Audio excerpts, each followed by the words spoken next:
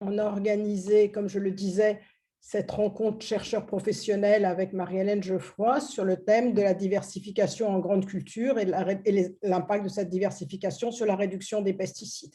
Chaque année, dans le cadre du programme prioritaire de recherche, on va organiser une rencontre entre les chercheurs et les professionnels. Et cette fois-ci, malheureusement, cette rencontre n'a pas pu se faire en présentiel et c'est pour ça qu'on est là sur cette série de 4 épisodes d'un webinaire consacré à cette thématique. Donc, je n'arrive pas à passer la diapo suivante. Voilà. Du coup, on a déjà tenu trois séances tous ensemble. Alors, aujourd'hui, c'est donc la dernière. On a aborder la question de la diversification sous un assez grand nombre d'angles de vue différents, à la fois sur le plan de la diversité des thématiques, puisqu'on s'est intéressé jusqu'ici aux questions socio-technico-économiques en général, au niveau français. Ensuite, on a regardé ce qui se passait dans différents pays européens, en termes de succession culturelle, de diversification des rotations, et puis la dernière fois, la semaine dernière, sur la question qui dépassait l'échelle des exploitations agricoles avec les infrastructures écologiques et les paysages. La diversité dans nos rencontres, c'est aussi celle des intervenants, puisqu'on a eu à la fois des chercheurs qui ont déjà des résultats de recherche à nous présenter, et puis des chercheurs qui sont engagés dans des nouveaux projets de recherche ambitieux qui sont ceux du programme prioritaire de recherche Cultiver, protéger autrement. Et puis des agriculteurs, donc on a eu plusieurs agriculteurs qui nous ont expliqué quelles étaient leurs expériences en termes de diversification et ça a amené pas mal de discussions. Et également, on a eu déjà les entreprises qui, pour une manière ou d'une autre, sont des acteurs importants dans ces questions de diversification. Donc aujourd'hui, on a notre dernière séance qui porte sur une thématique un petit peu différente de celle qu'on a vue jusqu'ici, qui est celle de la diversification à l'intérieur de la parcelle. Donc, on va bien sûr voir ces questions de mélange d'espèces, mélange variétés.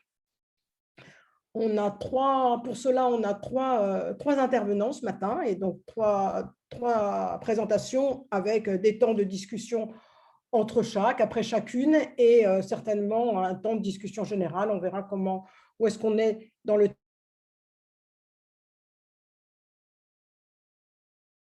Donc, la première qui va être faite par Laurent Bédoussac, Arnaud Gaufreto, Jérôme Ange-Albert et Nathalie Moutier, ça va être véritablement qu'est-ce que l'on sait déjà sur ces questions, quels sont les résultats de l'état des connaissances sur les questions de diversification à l'échelle de la parcelle, en lien avec la réduction des pesticides, ou en tout cas l'impact sur la réduction des pesticides.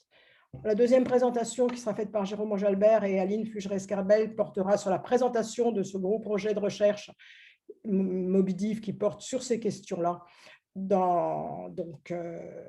sur ces questions-là, et qui va donc mobiliser des équipes de recherche assez nombreuses. On va vous expliquer ce qu'ils vont faire. Et enfin, on aura la présentation de Paul Vénard, qui fait partie du groupe Soufflet, qui, comme vous le savez, est un industriel fort impliqué dans la question des céréales en général, et qui donc va nous expliquer quel est leur point de vue sur ces questions de mélange. Et on est bien vraiment très content qu'il soit là avec nous aujourd'hui, justement parce qu'on sait que ces questions de débouchés et d'implication des acteurs de l'aval peut constituer un verrou important, ou au contraire un levier, un moteur pour faire bouger les choses. Donc, je vais sans plus tarder arrêter de partager mon écran, passer la parole au premier intervenant. Donc, je rappelle pour ceux qui n'étaient pas là les autres fois, comment on s'y prend quand on veut poser des questions. En fait, vous allez dans le chat et vous écrivez votre question au moment où ça vous vient, au cours de l'exposé.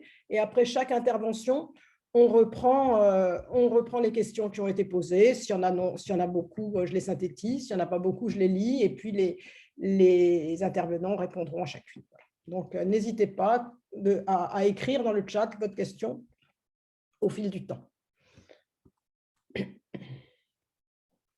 Je passe la parole à Laurent et Bédoussac et Arnaud Gaufreto pour cette première présentation. Bonjour à tous. Bon, je mets juste ma petite minette histoire que vous me voyez une fois. Laurent Bédoussac, je suis enseignant-chercheur à l'ENSFEA, donc l'École nationale supérieure de formation de l'enseignement agricole, et je fais mes recherches à l'UMR Agir à Toulouse. Vous Donc, pouvez, Laurent, ouais, vous pouvez ouvrir la vidéo, parce que là, elle est fermée. pourtant, je suis en train de partager mon écran. Oui, mais la vidéo. Ah oui, mais ok. Mais je suis pas sûr que vous puissiez voir les deux en même temps. Bon, ok. D'accord. Donc, du coup, ce topo, il a été préparé par moi-même, et avec l'aide d'Arnaud Goffreto, Jérôme Jalbert et Nathalie Moutier, et puis d'autres personnes qui seront citées à la fin de ce document. Et le but de cette présentation, c'est de parler de la diversification variétale, des associations plurispécifiques à l'échelle de la parcelle, et avec un focus tout particulier sur la réduction des pesticides. Donc, on va intervenir à deux voix. Donc, bon, il y aura peut-être quelques petits bugs avec Arnaud sur cette présentation. Alors, voilà. Alors, un premier constat, c'est qu'aujourd'hui, on observe une progression des mélanges en France.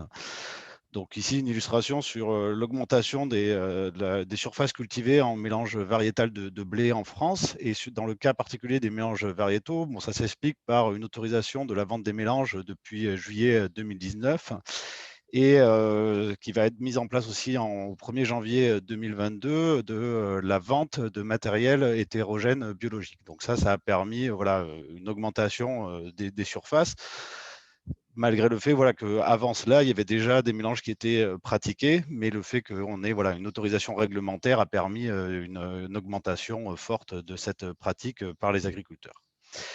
Si l'on regarde le cas des associations céréales légumineuses, notamment en agriculture biologique, là aussi, on voit une augmentation des surfaces, alors qui peut être vue comme une stratégie mise en place par les agriculteurs, notamment pour produire des légumineuses à graines. Alors pourquoi en agriculture biologique? Parce que finalement, c'est certainement dans ces systèmes que les mélanges céréales légumineuses expriment le plus leur intérêt par rapport à des systèmes plus conventionnels où finalement l'utilisation de la chimie permet de s'affranchir du recours aux cultures associées, ou inversement, on pourrait se dire que quand on est dans des situations où on n'a pas de possibilité d'avoir recours à la chimie ou à la fertilisation minérale, les cultures associées de céréales et de légumineuses peuvent rapporter un certain nombre d'intérêts pour les agriculteurs qui expliquent cet accroissement des surfaces en agriculture biologique. Alors, une première question qu'on peut se poser, c'est finalement pourquoi les agriculteurs font des mélanges. Alors, quand on regarde le cas des mélanges de variétés, le premier critère, donc ça, c'est des travaux qui sont issus du projet Witamix,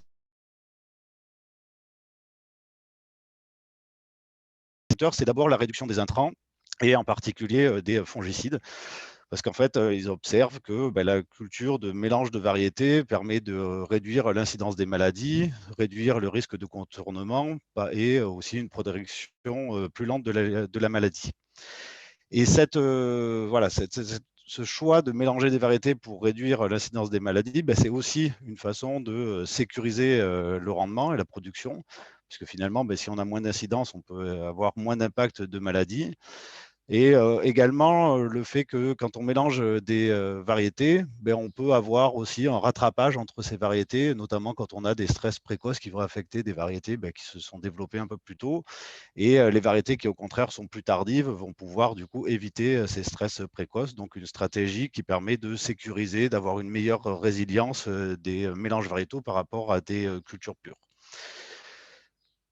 C'est aussi des aspects sur la simplification de la gestion, semis, récolte, stockage, et aussi des fenêtres de tir plus larges pour pouvoir traiter. Et tout ça, ça joue aussi du coup sur la sécurisation de la qualité. Alors on voit aussi apparaître la gestion des adventices, mais il est remarquable de noter que finalement, ce critère, il est très minoritaire par rapport à la réduction des intrants et notamment par rapport à la réduction des maladies. Quand on regarde le cas des mélanges d'espèces, donc ça, c'est des travaux qui ont été conduits notamment dans le cadre du projet Remix. Alors, on a différents types de mélanges d'espèces. Ça peut être des mélanges de deux espèces cultivées ensemble, du semis jusqu'à la récolte, qu'il s'agisse de cultures d'hiver ou de printemps. Ça peut être des mélanges à plus de deux espèces. Et ça peut être aussi voilà, d'autres stratégies, des cultures en relais, des cultures en dérobé. Et les objectifs visés, alors les couleurs, hein, ce n'est pas pour donner un gradient d'importance, hein, elles sont diverses. Alors, il y a un aspect fort en mélangeant des céréales et des légumineuses qui est la volonté, le choix d'apporter de l'azote dans le système, qui concourt aussi à avoir une meilleure autonomie protéique et une amélioration de la teneur en protéines des céréales. On retrouve des éléments qui ont été cités sur les mélanges variétaux, hein, sur la question de l'augmentation du rendement et de la stabilité du rendement, au travers notamment de la réduction des facteurs biotiques, réduction des adventices, réduction des insectes, réduction des maladies. Et in fine, tout ça qui concourt au fait que voilà, les mélanges d'espèces permettent une réduction des intrants et du temps de travail et aussi une relative flexibilité. Alors, je laisse la. Voilà. Et ce qui est important de noter, c'est que voilà, on voit qu'il y a une diversité d'objectifs qui sont visés par les agriculteurs et effectivement, en fonction du contexte, on ne va pas retrouver forcément les mêmes objectifs. Arnaud, je te laisse la main. Ouais, alors merci Laurent. Donc très rapidement, moi je suis un agronome, je bosse à l'UMR Agronomie, à INRAE, et sur l'évaluation des variétés, les mélanges de variétés dans différents environnements de culture. Donc, suite à ce qu'a dit Laurent, donc on a compris pourquoi les agriculteurs font des mélanges. Et maintenant, qu'est-ce que nous disent les données d'essai, hein, qui sont finalement assez nombreuses en France, mais partout en Europe et dans le monde. Eh voilà, Borg et al. En 2017 ont fait une méta-analyse sur un ensemble d'essais, donc il y a 1300 données là, et ils ont regardé comment se comporter, c'est-à-dire quelle est la performance d'un mélange. Et classiquement, comment on évalue la performance d'un mélange de variétés de blé, on la compare à la moyenne des purs qui le constituent. C'est classique, mais c'est discutable, hein. Donc, quand on fait cette comparaison, ce qu'on voit, c'est que en moyenne, on a une petite plus-value du mélange. Là, vous avez du 3% de gain par rapport à la moyenne des purs.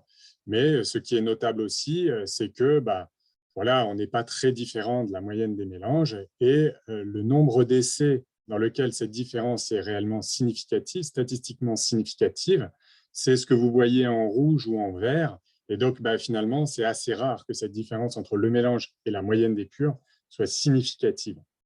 Donc, on peut voir ça comme une limite. Souvent, on le lit, on dit, ouais, finalement, un mélange, c'est pas beaucoup mieux que la moyenne des purs. Pourquoi je ferais un mélange? Mais on peut le voir aussi de manière positive en se disant que, en faisant un mélange, on s'assure de faire au moins la moyenne des purs. Et ça, c'est plutôt comme ça que le voient les agriculteurs qui font des mélanges. Est-ce que tu peux passer?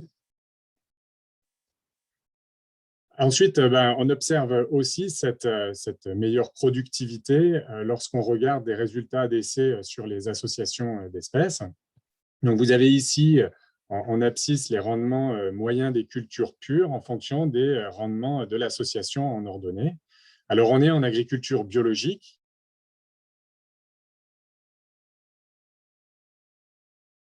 L'azote minéral est présent en moins grande concentration, que l'on observe les effets les plus positifs des mélanges céréales légumineuses. Et de fait, vous voyez ici que tous les points sont au-dessus de la bissectrice, quasiment, ce qui veut dire que par rapport à la moyenne des purs, la moyenne des espèces en pur, le mélange tend à faire mieux et significativement mieux. Si on regarde ici la droite, parallèle à la bissectrice, elle passe quasiment à un plus 0, plus 1 quintal par hectare, donc non, pardon, c'est des kilogrammes par mètre carré.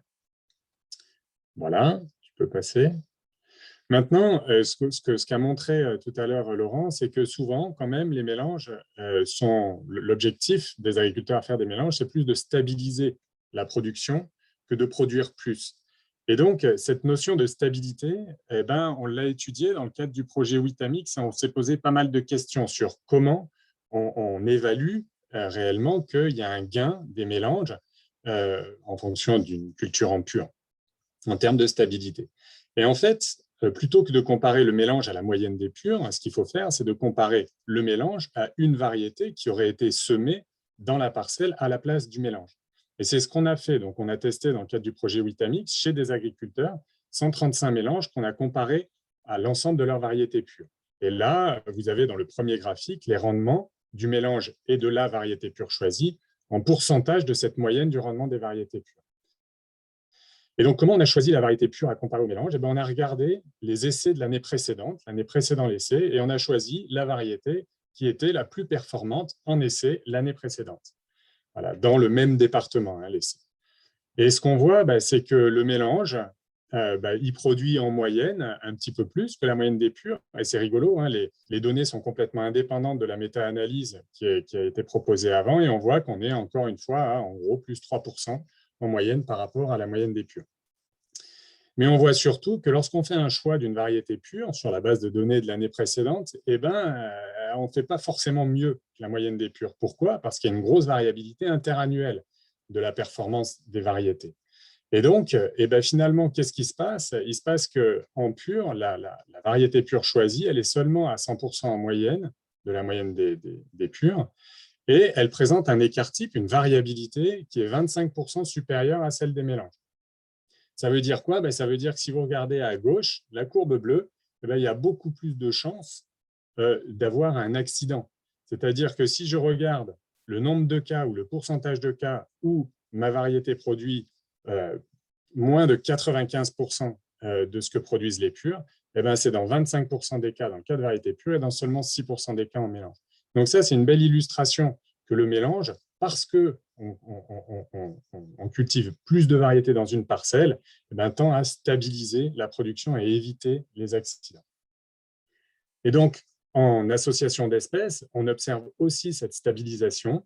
Vous avez ici les résultats d'une méta-analyse, donc une analyse sur plusieurs essais, et dans différents contextes. Donc, vous avez en haut contexte tropical, contexte subtropical, et en bas le contexte que l'on connaît ici, le contexte tempéré. Et ce qui est présenté, c'est des coefficients de variation, donc des écarts types sur des moyennes. Et ce qu'on voit, c'est que l'association est généralement plus stable en contexte tempéré que la légumineuse, qui connaît en fait une grande variabilité interannuelle. Et donc, finalement, l'association n'est pas forcément plus stable que la céréale associée, mais elle permet de bien stabiliser la légumineuse. Et on voit que ça, c'est variable d'un contexte à l'autre, mais que de manière générale, on ne perd pas en stabilité avec une association, on a plutôt tendance à accroître la stabilité. Je te relaisse la parole. Ouais. Alors du coup, si on regarde maintenant à la question vis-à-vis des bioagresseurs, ce que nous disent les données, donc là j'ai repris une revue, une synthèse de la littérature faite par Stomp et al. En 2020. Il s'est intéressé à regarder du coup dans la littérature scientifique qu'est-ce qu'on nous dit sur voilà, les effets des mélanges d'espèces vis-à-vis de la lutte contre les adventices, les maladies et les insectes. Donc sur la base de 120 articles, on voit que pour la question des adventices, dans 86% des cas, les auteurs notent une réduction de la pression d'adventices par rapport aux cultures pures. Dans 12% des cas, un effet neutre, et dans quelques rares cas, la différence, 2%, une augmentation. On retrouve la même chose pour les maladies, un tout petit peu moindre, dans 80%, 79% des cas, une réduction, 18% un effet neutre, et un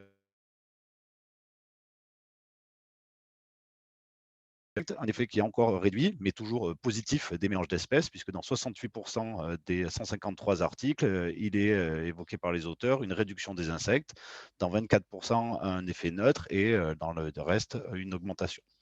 Alors, c'est important quand même de noter, donc voilà, globalement, on se dit, les associations, c'est super, ça réduit les adventices, les maladies, les insectes. Alors attention, ce n'est pas forcément les mêmes articles qui traitent les mêmes choses, donc ce n'est pas parce qu'on a réduit les adventices que dans une même situation, on va aussi réduire les maladies et aussi les insectes.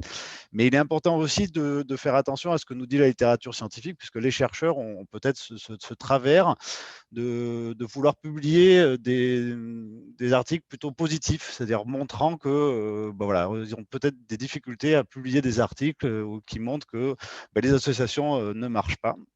Donc voilà, il y a peut-être un biais qui est généré, mais quand même, on a des faisceaux de probabilité pour nous dire que globalement, on peut s'attendre à des effets positifs des cultures associées. Alors, comment est-ce qu'on peut expliquer ça? Quand on a deux espèces mélangées dans un même champ, et c'est le cas aussi de variétés, ben voilà, ces variétés, elles vont utiliser les ressources abiotiques et donc il va y avoir une compétition entre ces espèces et ces variétés, mais aussi une forme de complémentarité, hein, puisque voilà, par exemple, si on met une céréale et une légumineuse, ben, la céréale elle va pouvoir utiliser l'azote minéral du sol, la légumineuse, elle va pouvoir aussi en utiliser un peu, mais elle va surtout utiliser l'azote atmosphérique, et il va y avoir aussi des complémentarités qui vont se mettre en place pour l'utilisation des ressources abiotiques du sol, avec des systèmes racinaires qui explorent le sol de façon plus ou moins profonde, ou avec des systèmes racinaires plus ou moins traçants qui vont permettre une meilleure exploration des ressources disponibles. Ça va permettre une première régulation des adventices, puisque finalement, si notre mélange d'espèces ou de variétés utilise bien les ressources abiotiques, ça veut dire qu'il y en aura moins de disponibles pour les adventices. Et puis, ces espèces, elles vont aussi voilà, se développer, utiliser la lumière et donc réduire la possibilité pour les adventices de se développer. Vis-à-vis des maladies, on peut s'attendre à ce qu'une espèce qui n'est pas sensible ou une variété qui est moins sensible qu'une autre à certains champignons, pathogènes, bactéries ou virus, elle va pouvoir bloquer le développement de ces pathogènes pour l'autre espèce qui lui est associée, qui elle est plus sensible. Donc on va avoir des stratégies à mélanger ensemble des espèces ou des variétés qui ne sont pas sensibles aux mêmes pathogènes ou pas avec le même niveau de sensibilité. Et c'est un peu la même stratégie pour les insectes et ravageurs, hein, des insectes ravageurs qui vont voilà, attaquer une espèce 1. L'idée, c'est d'associer une autre espèce qui n'est pas sensible pour voilà, créer des conditions qui sont défavorables à ces ravageurs et qui seront, on va vous illustrer ça par la suite. Et puis, il y a des stratégies indirectes, c'est-à-dire que pour lutter contre les ravageurs, on peut soit agir de façon directe, soit de façon indirecte en favorisant des insectes auxiliaires qui vont permettre une régulation des insectes ravageurs et ainsi limiter les impacts sur une des deux espèces qui est mélangée. Alors bien sûr, c'est complexe hein, puisqu'il y a des interactions entre les insectes, les adventices, les variétés, les espèces, etc. Et puis c'est quelque chose de dynamique. Et ce qu'on peut avoir quand on a une situation qui est favorable pour la régulation d'un insecte, peut-être que cette même situation sera défavorable pour un autre insecte. Donc une nécessité d'avoir une approche globale, systémique, pour regarder pas seulement un ravageur, mais une diversité de ravageurs dans un contexte donné. Alors, un exemple de travaux qui a été conduit par Enzana et al. Sur des pucerons verts du pois, donc en 2009 et 2010, dans des parcelles en agriculture biologique, où on voit que voilà, quand on regarde la régulation des pucerons, alors bon, quand il n'y a pas de pucerons, il n'y a pas de pucerons, hein, c'est le cas de la ferme A en 2009, mais quand on a des populations de pucerons élevées, hein, comme la ferme B en 2009 ou les fermes C et D en 2010, donc les carrés noirs, c'est les cultures pures de pois, donc on voit des populations de pucerons importantes, hein, jusqu'à une trentaine de pucerons par plante. Au même moment, dans les cultures associées, illustrées par les petits triangles blancs, on voit qu'on est autour de 5-10 pucerons par plante. Donc une forte régulation des pucerons qui est exercée par la présence du blé dans ce mélange. Alors, là, il y a divers facteurs qui peuvent rentrer en jeu. Alors, dans le cas de ces travaux, on n'a pas réussi à identifier qu'est-ce qui se passait réellement, hein, mais ça peut être des modifications de l'architecture du couvert, ce qui fait que le ravageur, il est un petit peu perdu, il a du mal à retrouver sa plante cible, hein, celle qui est ici en l'occurrence le pois. Mais ça peut être aussi une modification du microclimat, puisque la présence d'une autre espèce va modifier la température, l'humidité dans le couvert, qui peut être défavorable, mais aussi, et ça c'était illustré par l'analyse de la littérature précédente, dans certains cas, au contraire, cette modification du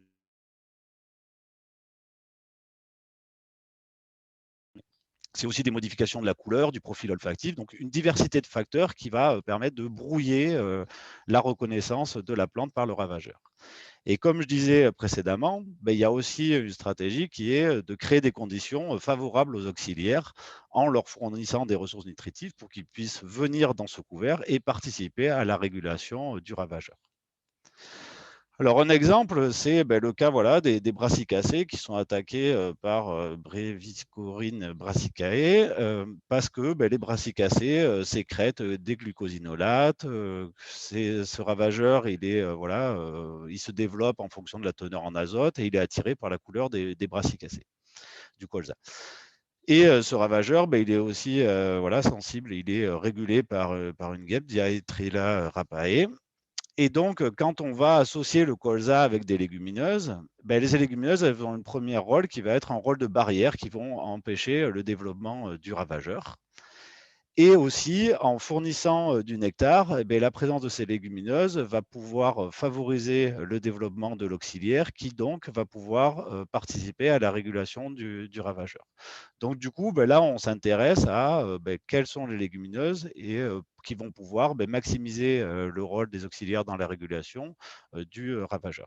Alors la difficulté, c'est que si on s'intéresse effectivement qu'aux ravageurs, du coup, il ne faut pas oublier que derrière, la quantité de légumineuses qu'on va mettre va aussi avoir des impacts sur le colza. Et là, en l'occurrence, l'objectif, c'est de produire du colza. Donc il va falloir réfléchir à d'un côté, on veut réguler un pathogène, mais en même temps, on veut aussi favoriser la production du colza. Donc il va falloir avoir une approche systémique et pas regarder que le bioagresseur, mais regarder aussi la production du colza. Et donc on voit que c'est une entrée qui est relativement complexe. Voilà, on ne peut pas s'intéresser qu'à un facteur donné. Et donc, il va falloir prendre en compte une diversité de services attendus par les mélanges d'espèces. Arnaud, je te laisse la parole. Merci. Donc, si on revient maintenant sur les associations de variétés et qu'on repart sur blé, ma culture favorite, en fait, bon, les associations de variétés, clairement, en régulation des ravageurs, c'est rarement un objectif pour l'agriculteur. À quelques exceptions près. La première, vous la voyez ici, la photo, c'est les dégâts de gibier. Alors, les dégâts de gibier, évidemment, hein, du coup, ça ne va pas réduire de beaucoup les IFT, hein, on n'a pas de traitement anti-sanglier.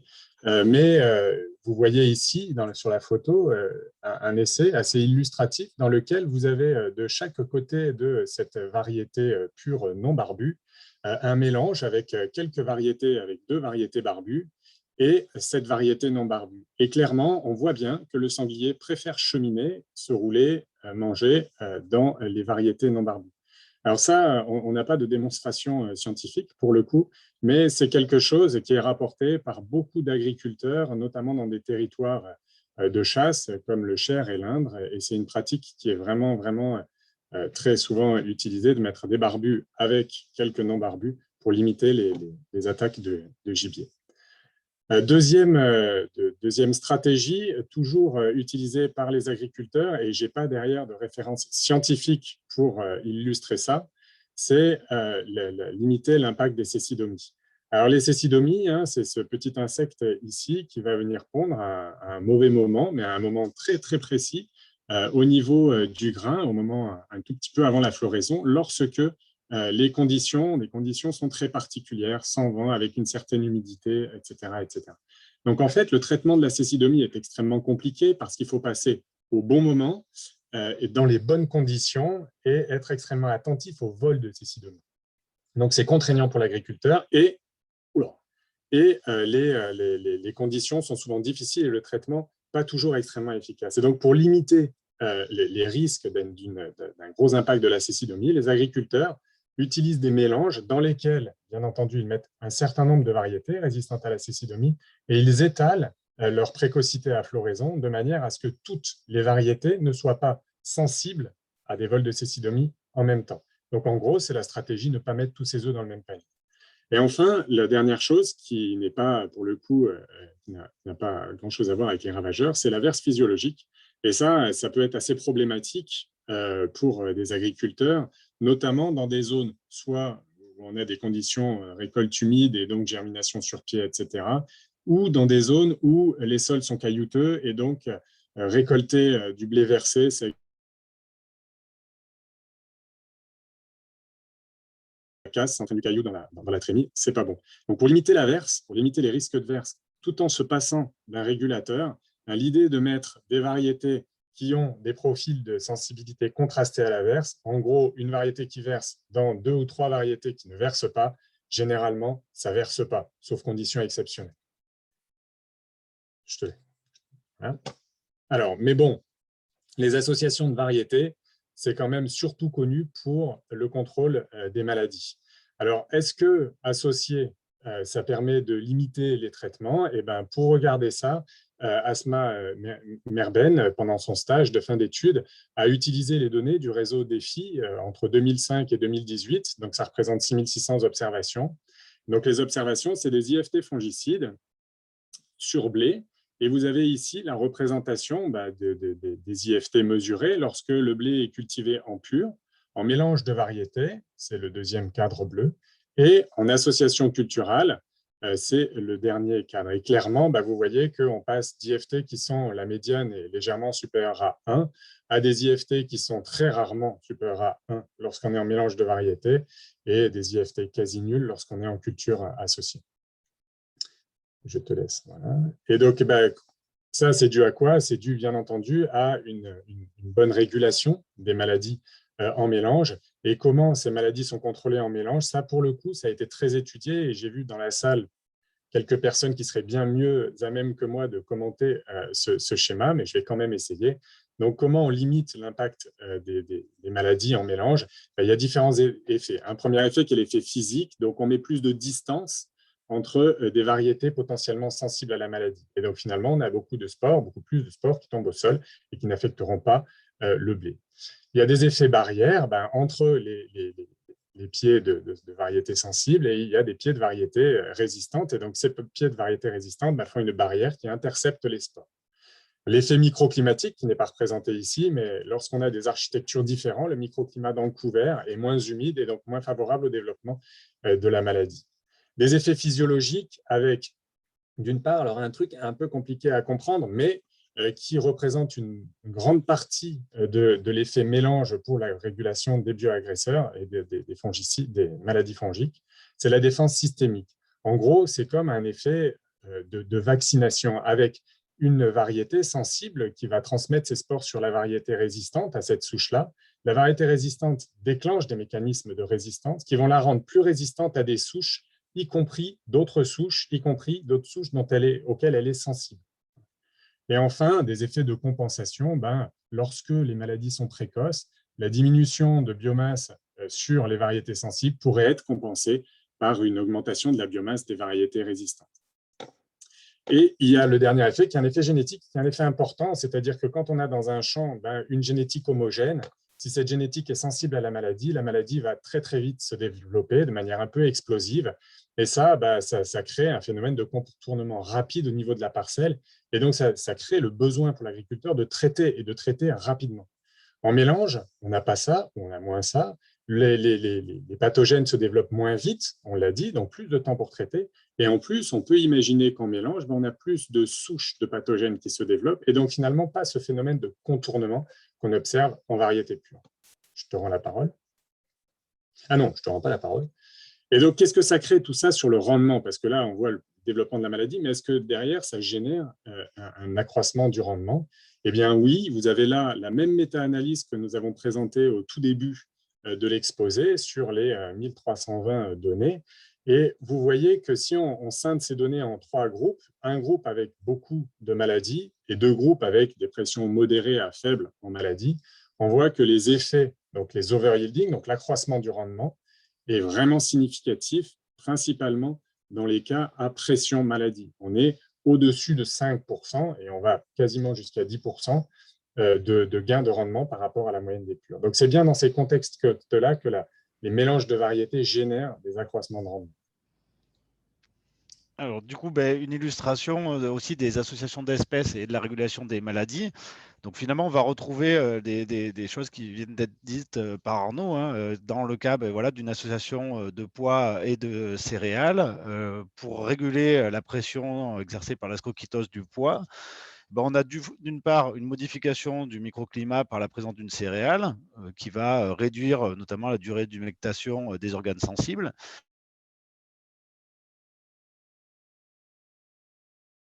Projection des spores parce que il y a une densité de feuilles de pois qui est réduite dans le couvert par la présence de céréales, mais aussi la présence de feuilles de céréales qui vont faire autant de barrières pour limiter la propagation des spores du sol vers le haut du couvert. Donc on retrouve finalement des mécanismes qui sont comparables à ceux qui ont été évoqués dans le cas des mélanges variétaux avec des particularités parce qu'on a 2 espèces. Enfin, l'idée c'est de mettre 2 espèces qui n'ont pas les mêmes sensibilités, pas touchées par les mêmes maladies ensemble. Vis-à-vis des adventices, donc on a vu que dans le cas des mélanges variétaux, finalement, bon, ce n'était pas quelque chose qui était très mis en avant, parce que certainement, voilà, l'effet il est réduit. Par contre, dans le cas des mélanges d'espèces, là, on a un intérêt fort à associer des plantes pour réduire les adventices. Alors, différentes fonctions. Hein. D'abord, réduire la germination et la levée, donc dès le début de développement des adventices, hein, parce qu'il y a moins de lumière, des états structurels du sol qui sont différents, des barrières physiques, dans certains cas de l'allélopathie. Et la stratégie la plus forte, c'est finalement la réduction des ressources abiotiques. Hein. Si on associe des bonnes espèces ensemble, elles vont capter rapidement les ressources abiotiques et donc c'est autant de ressources disponibles en moins pour les adventices, que ce soit l'azote minéral du sol ou la lumière. Et donc, tout ça, c'est aussi en ayant des espèces qui ont des dynamiques de croissance qui sont différentes, des architectures différentes, de diminuer finalement les périodes favorables au développement des adventices. Alors, dans le cas des associations d'espèces, il y a différentes stratégies aussi de semis. On peut associer une plante de service, par exemple, voilà, du colza associé avec des légumineuses gélives, des légumineuses gélives qui vont, du coup, comme son nom l'indique, geler en cours de culture, mais qui, lors de l'implantation du colza, vont venir couvrir le sol et limiter ainsi le développement des adventices, et ensuite être détruites naturellement pour permettre au colza de terminer son cycle. Donc finalement, c'est comme les légumineuses gélives sont semées comme des adventices qui contrôlent le développement d'adventices néfastes.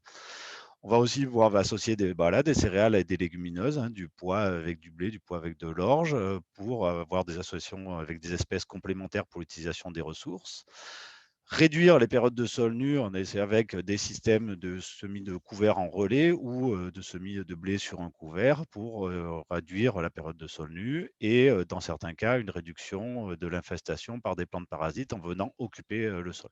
Donc là encore, il y a différentes stratégies qui peuvent être mises en place. Alors, ça ne veut pas dire que si globalement on a un effet positif des associations, que ça va marcher pour toutes les adventices. Hein. Il y a certaines adventices, notamment des vivaces, sur lesquelles on n'a pas d'effet des associations d'espèces.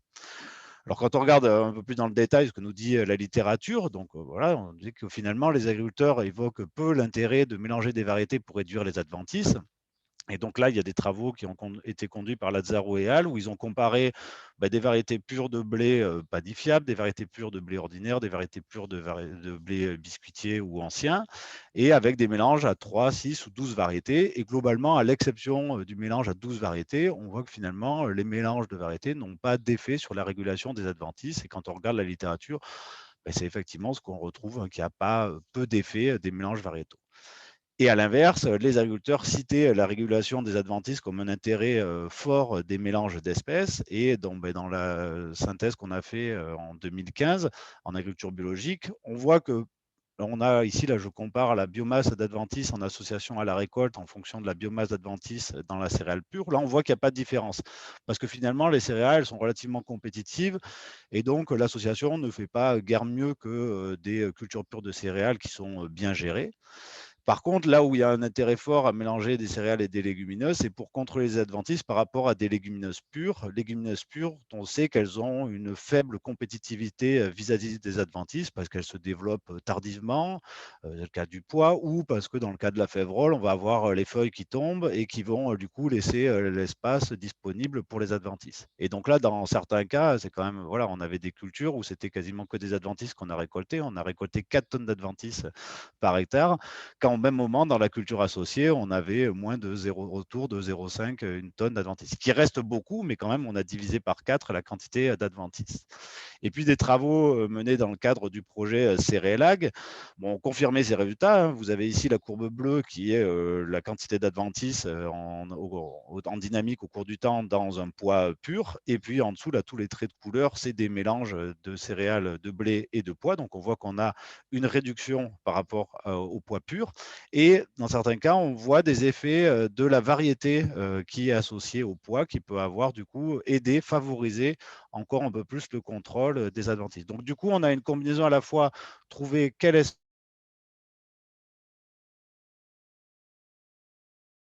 mettre dans ces mélanges pour optimiser la régulation des adventices, mais aussi des autres facteurs biotiques. Donc, en conclusion, rapidement, je pense qu'on vous a bien montré que les mélanges d'espèces et de variétés sont des objets assez complexes dans lequel s'expriment de nombreuses interactions entre les espèces et les variétés elles-mêmes et avec l'environnement biotique aussi. Et ça, ça crée quoi? Ça crée de la facilitation, ça crée de la compétition dans le couvert et ça crée des évolutions du couvert au cours du temps. Et c'est toutes ces interactions-là qui finalement vont générer une plus grande stabilité, une plus grande résilience au système. Par ailleurs, ces équilibres en mélange dépendent beaucoup de l'environnement et notamment des pratiques qu'on applique sur le couvert, avec des effets de la densité de semis de chacune des espèces et, par exemple, de la fertilisation dans le cas d'association entre une légumineuse et une non-légumineuse, par exemple. Donc, tout ça, ça dit quoi? Ça dit qu'il y a moyen de piloter un petit peu ces associations, mais il y a aussi une grande complexité derrière tout ça et une grande difficulté pour nous, chercheurs, à extrapoler des choses que l'on obtient dans certains milieux à d'autres milieux. Et ça, c'est vraiment, ça pose un certain nombre de défis méthodologiques.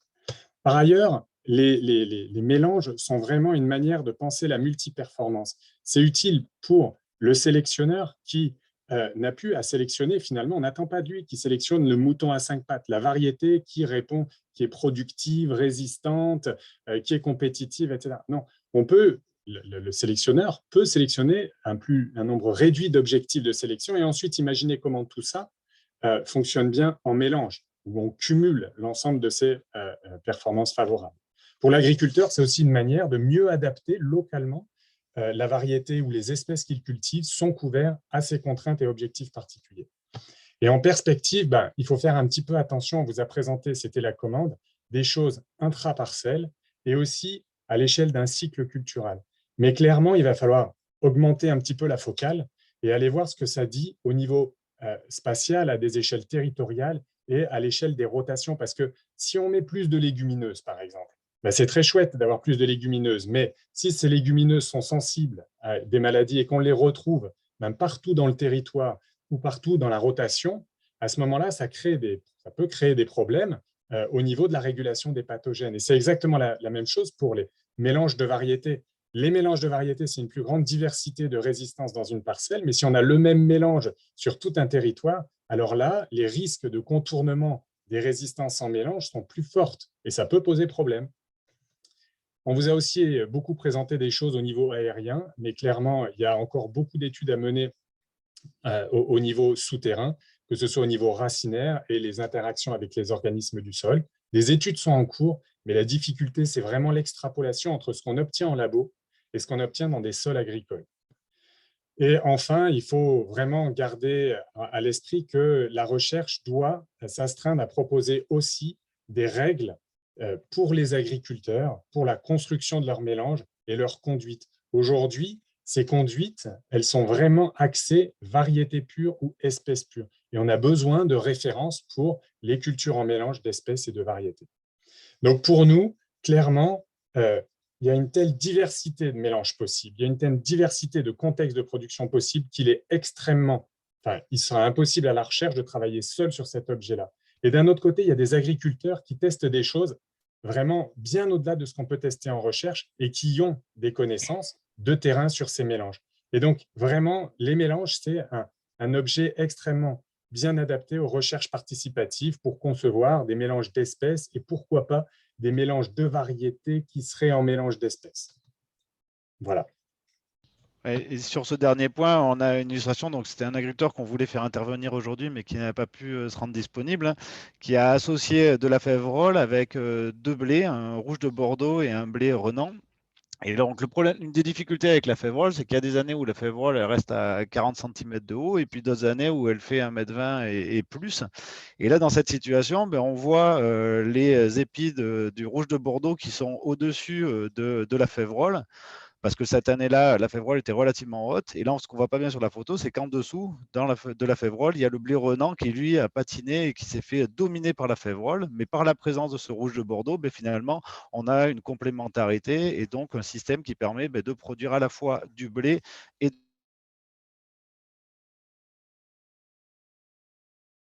complexe, plus intéressante à voir si on s'intéresse un peu plus à ce qui fait sur le terrain à travers de l'analyse de recherche participative intégrant connaissances de recherche et de terrain.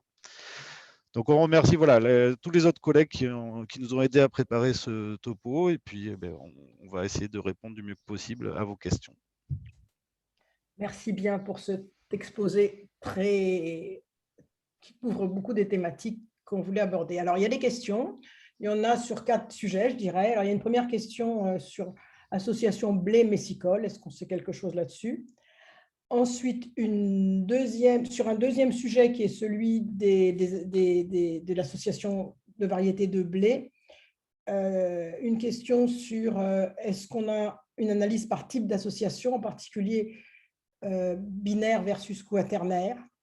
Une deuxième question sur, avec les mélanges de variétés, quelles sont les possibilités d'utiliser ses propres semences. Sur la question des mélanges d'espèces, 2 questions. Une question sur l'efficacité sur Aphanomyces et une question sur l'efficacité sur les vivaces. Et enfin, alors, je reprendrai celles qui sont arrivées depuis là. Je vous donne celles qui ont été posées pendant l'exposé. Après, on fera un autre tour. Et ensuite, il y a une question assez générale sur des considérations économiques. Donc, vous nous avez peu parlé des effets sur les marges brutes et nettes des agriculteurs. Après, on peut imaginer que si les rendements augmentent et que les charges en phyto diminuent, mais néanmoins, il y a autre chose dans le calcul des marges, en particulier le travail, les besoins d'équipement spécifiques. Et donc, c'est peut-être là-dessus que vous pourriez compléter, parce que c'est clair qu'en termes d'équipement et d'organisation des chantiers, on imagine bien que ce n'est pas pareil. Je vous laisse la parole et puis on va regarder les autres questions pendant ce temps-là. Arnaud, tu commences? Ces 2 questions, répartissez-vous ces 4 séries de questions. Voilà. Alors, toc toc. Alors, je vais commencer. Alors, pour l'impact d'association blé-messicole, ça, moi, pour le coup, j'ai aucune référence là-dessus. Donc, je ne peux pas répondre à cette question. Je la note. Et si quelqu'un dans la salle a des références, qu'il n'hésite pas à s'exprimer. Moi, j'en ai pas. Donc, je la laisse pour l'instant, mais je la note. Alors, sur l'analyse par type d'association variétale en blé, les binaires n'apportent pas grand-chose par rapport au quaternaire, par exemple. Alors, on a essayé dans le cadre du projet Witamix de fournir un certain nombre de règles aux agriculteurs, enfin de définir des règles en fait pour choisir des associations à tester dans les différents milieux. Ça partait de là. Et en fait, ce qui est clair, c'est que on a beaucoup de références sur la réponse des mélanges de variétés de blé en conditions de maladie. Et donc, il y a beaucoup de références qui ont été produites sur la base de ces thématiques-là. Et donc, ce qui est apparu, c'est que pour avoir une protection suffisante en mélange, alors en général, c'était plutôt des rouilles, il fallait avoir, en gros, c'est très schématique, au moins 2 résistantes pour une variété sensible. Et puis, comme on n'est jamais à l'abri d'un contournement ou d'une perte en résistance d'une variété, on est plutôt parti sur des mélanges à 4 variétés au minimum. Dans le cadre de Witamix, il y a des tests qui ont été faits sur des mélanges avec beaucoup, beaucoup plus de variétés. Et ce qu'on voit, c'est que la diversité, en fait, le nombre de variétés, l'accroissement d'un nombre de variétés a un effet positif, mais pas lorsque le nombre de variétés, finalement, génère des possibles pertes d'une variété en mélange. C'est-à-dire que 12 variétés en mélange, pourquoi pas, mais à la fin, on ne sait plus vraiment ce qu'on a en mélange, quoi. Ça, c'est une première réponse. Et ensuite, au niveau des autres règles pour l'association, il existait dans la littérature avant Witamix pas mal de références qui disaient attention, pour que les variétés, il n'y ait pas une variété qui prenne le dessus sur une autre variété, il faut faire attention à ne pas associer des variétés de précocité trop différentes ou des variétés de hauteur trop différentes. Alors là-dessus, du coup, dans Witamix, on a regardé un petit peu, parce qu'on avait une grande diversité de mélanges testés. Et ce qu'on a observé, c'est que la diversité des précocités à floraison ne pose pas réellement de problème. En tout cas, on n'observe pas plus d'échecs dans le cas de variétés qui sont différentes à floraison. Par contre, la précocité à montaison, elle, il faut y faire un tout petit peu plus attention. En gros, au-delà d'un point, 1,5 point de différence entre la négatif en mélange, c'est-à-dire une variété qui prend dessus, et si cette variété-là ne se comporte pas bien, des pertes plus importantes, donc par rapport toujours à la moyenne des purs. Et enfin, sur la hauteur, on n'a pas vu grand-chose, encore une fois, et pourtant, il y a des associations de hauteur très, très différentes avec des variétés de pays et des variétés commerciales qui ont été testées. Et en gros, hein, le mélange faisait la moyenne des purs. Voilà. Je te laisse en prendre une pendant que je regarde les autres. Ouais. Alors, du coup, bon, sur la question de l'efficacité des mélanges d'espèces vis-à-vis d'Aphanomyces, alors j'ai pas de, voilà, je vais vous décevoir, hein, j'ai pas de référence, alors parce que c'est pas vraiment mathématique de recherche, hein, la question des régulations des facteurs biotiques. Et vis-à-vis des vivaces, ben, c'est un peu ce que j'ai dit. Voilà, c'est que certainement que oui, il y a peut-être des associations qui sont efficaces, mais il y a aussi certainement nombre d'associations qui n'ont pas d'effet sur les vivaces. Voilà, c'est quand on dit que globalement les associations d'espèces vont réduire les maladies, les ravageurs, les adventices, ben, ça ne veut pas dire que ça marche dans tous les cas. Et donc, effectivement, il y a certaines adventices qui ne seront pas régulées par des mélanges d'espèces. Mais là encore, voilà, je n'ai pas fait une analyse de la littérature exhaustive. Je pense que dans les vivaces, il y a une diversité de vivaces et peut-être que certaines peuvent être régulées, d'autres non, et ça dépendra des espèces qui sont associées. Mais globalement, je sais pas, j'ai envie de dire que si ces vivaces, elles se développent dans chacune des cultures pures, bah, il y a peu de chances que finalement l'association leur permette une bonne régulation. Vis-à-vis, alors quelque chose que je ne suis pas sûr que la question sur les mélanges binaires et quaternaires concernait les mélanges d'espèces, mais par contre dans les mélanges d'espèces, on peut aussi se poser la question de savoir ben, voilà, combien d'espèces il faut associer. La difficulté, c'est que plus on va associer d'espèces, ben, plus derrière on va avoir un produit complexe qu'on va récolter avec une diversité de graines mélangées. Et si on est sur un marché où on va vouloir séparer ces graines-là, si on a plus de 2 espèces, ça va commencer à devenir très compliqué à séparer. Et pourquoi je dis ça? C'est pour essayer de répondre à la question de l'économie. Alors effectivement, oui, là, nous, la commande, c'était de parler des facteurs, des effets des mélanges sur les facteurs biotiques. Mais d'un point de vue de l'économie, ce qu'on a montré, c'est que les cultures associées, en tout cas le mélange céréales légumineuses, par l'augmentation du rendement, permettaient d'augmenter la performance économique, la marge brute pour la marge nette pour l'agriculteur, sous réserve que elle bénéficie des mêmes aides, ce qui n'a pas été toujours le cas. Notamment, les mélanges céréales légumineuses ne peuvent pas systématiquement bénéficier de l'aide aux protéagineux. Et avant, quand il existait par exemple une aide pour le blé dur, qualité, là, elles n'en bénéficiaient pas. Donc ça, c'est un premier frein. Et le deuxième frein, c'est que pour que les associations d'espèces soient intéressantes économiquement, il faut qu'on puisse être en mesure de séparer correctement les grains et avoir des qualités qui répondent aux normes de la filière. Et donc là, il y a 2 difficultés. Un, il faut pouvoir trier et trier à un coût qui soit acceptable. Et là, récemment, dans le cadre du projet européen Remix, on a démontré que pour des mélanges assez classiques comme blé lupin, blé févrole, pois colza, ben, on est en capacité de récolter ces mélanges et de les trier et en respectant les normes attendues. Par contre, ça pose la question du temps de travail. Qui est-ce qui va trier? Alors, si c'est la coopérative, bah, la difficulté, c'est qu'il y a un nombre de coopératives qui disent bah, voilà, nous, on n'accepte pas tous les mélanges parce que c'est trop complexe vis-à-vis de notre logistique. Donc, on se décharge un petit peu sur les agriculteurs qui, s'ils veulent cultiver des associations d'espèces, bah, doivent être en capacité de trier. Et donc là, c'est un nouveau métier ou un métier complémentaire pour les agriculteurs, puisqu'il faut investir dans du matériel de tri. Le coût n'est pas forcément très élevé. Par contre, ça nécessite une certaine technicité et du temps de travail supplémentaire. Par contre, les agriculteurs qui font des mélanges d'espèces, eux, disent que en termes d'itinéraire technique de temps passé au champ, les mélanges d'espèces réduisent le temps de travail, sous réserve qu'on puisse semer et récolter en une fois. Mais finalement, c'est des cultures qui se conduisent assez simplement avec moins de désherbage, moins d'intervention chimique s'il y a besoin, et donc finalement moins de temps passé sur la parcelle. J'en prends quelques-unes en plus. Donc, il y a pas mal de questions sur la commercialisation et voilà. le rôle des filières. Peut-être qu'on pourrait y revenir après, à la fin des exposés, sauf si, bon voilà, si tu veux compléter quelque chose. Ouais, juste quelques éléments là-dessus. Donc, bon, sur la possibilité d'utiliser ses propres semences. Alors là, je ne sais pas trop si on parle de semences de ferme, donc la multiplication à la ferme de semences certifiées, ou si on parle de semences type sélection paysanne. Mais dans les 2 cas, la possibilité d'utiliser ses propres semences en blé ne pose pas vraiment de problème, puisque ensuite, il y a une taxe que payent les agriculteurs pour cette utilisation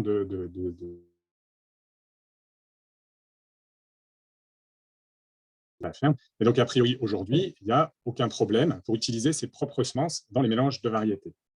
Et sur les aspects commercialisation, en effet, dans Weetamix, c'est apparu clairement comme une limite, un frein au développement des mélanges.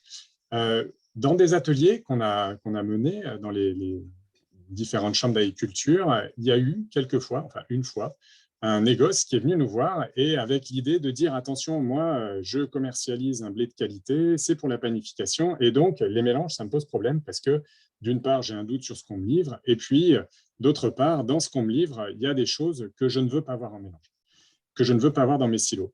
Et en fait, en discutant un petit peu, la personne nous a dit, voilà, moi j'ai des blés correcteurs, une fois que je connais mes lots, eh ben, je mets plus ou moins de blé correcteur. Ce blé correcteur, eh ben, c'est un blé, c'était Apache en l'occurrence, et Apache est un blé qu'il a de plus en plus de mal à faire cultiver par des agriculteurs parce que Apache est sensible à certaines maladies. Et donc, du coup, eh ben, à la fin de la réunion, il y avait un accord avec quelques agriculteurs en disant, moi de l'Apache, je vous en mets dans mon mélange.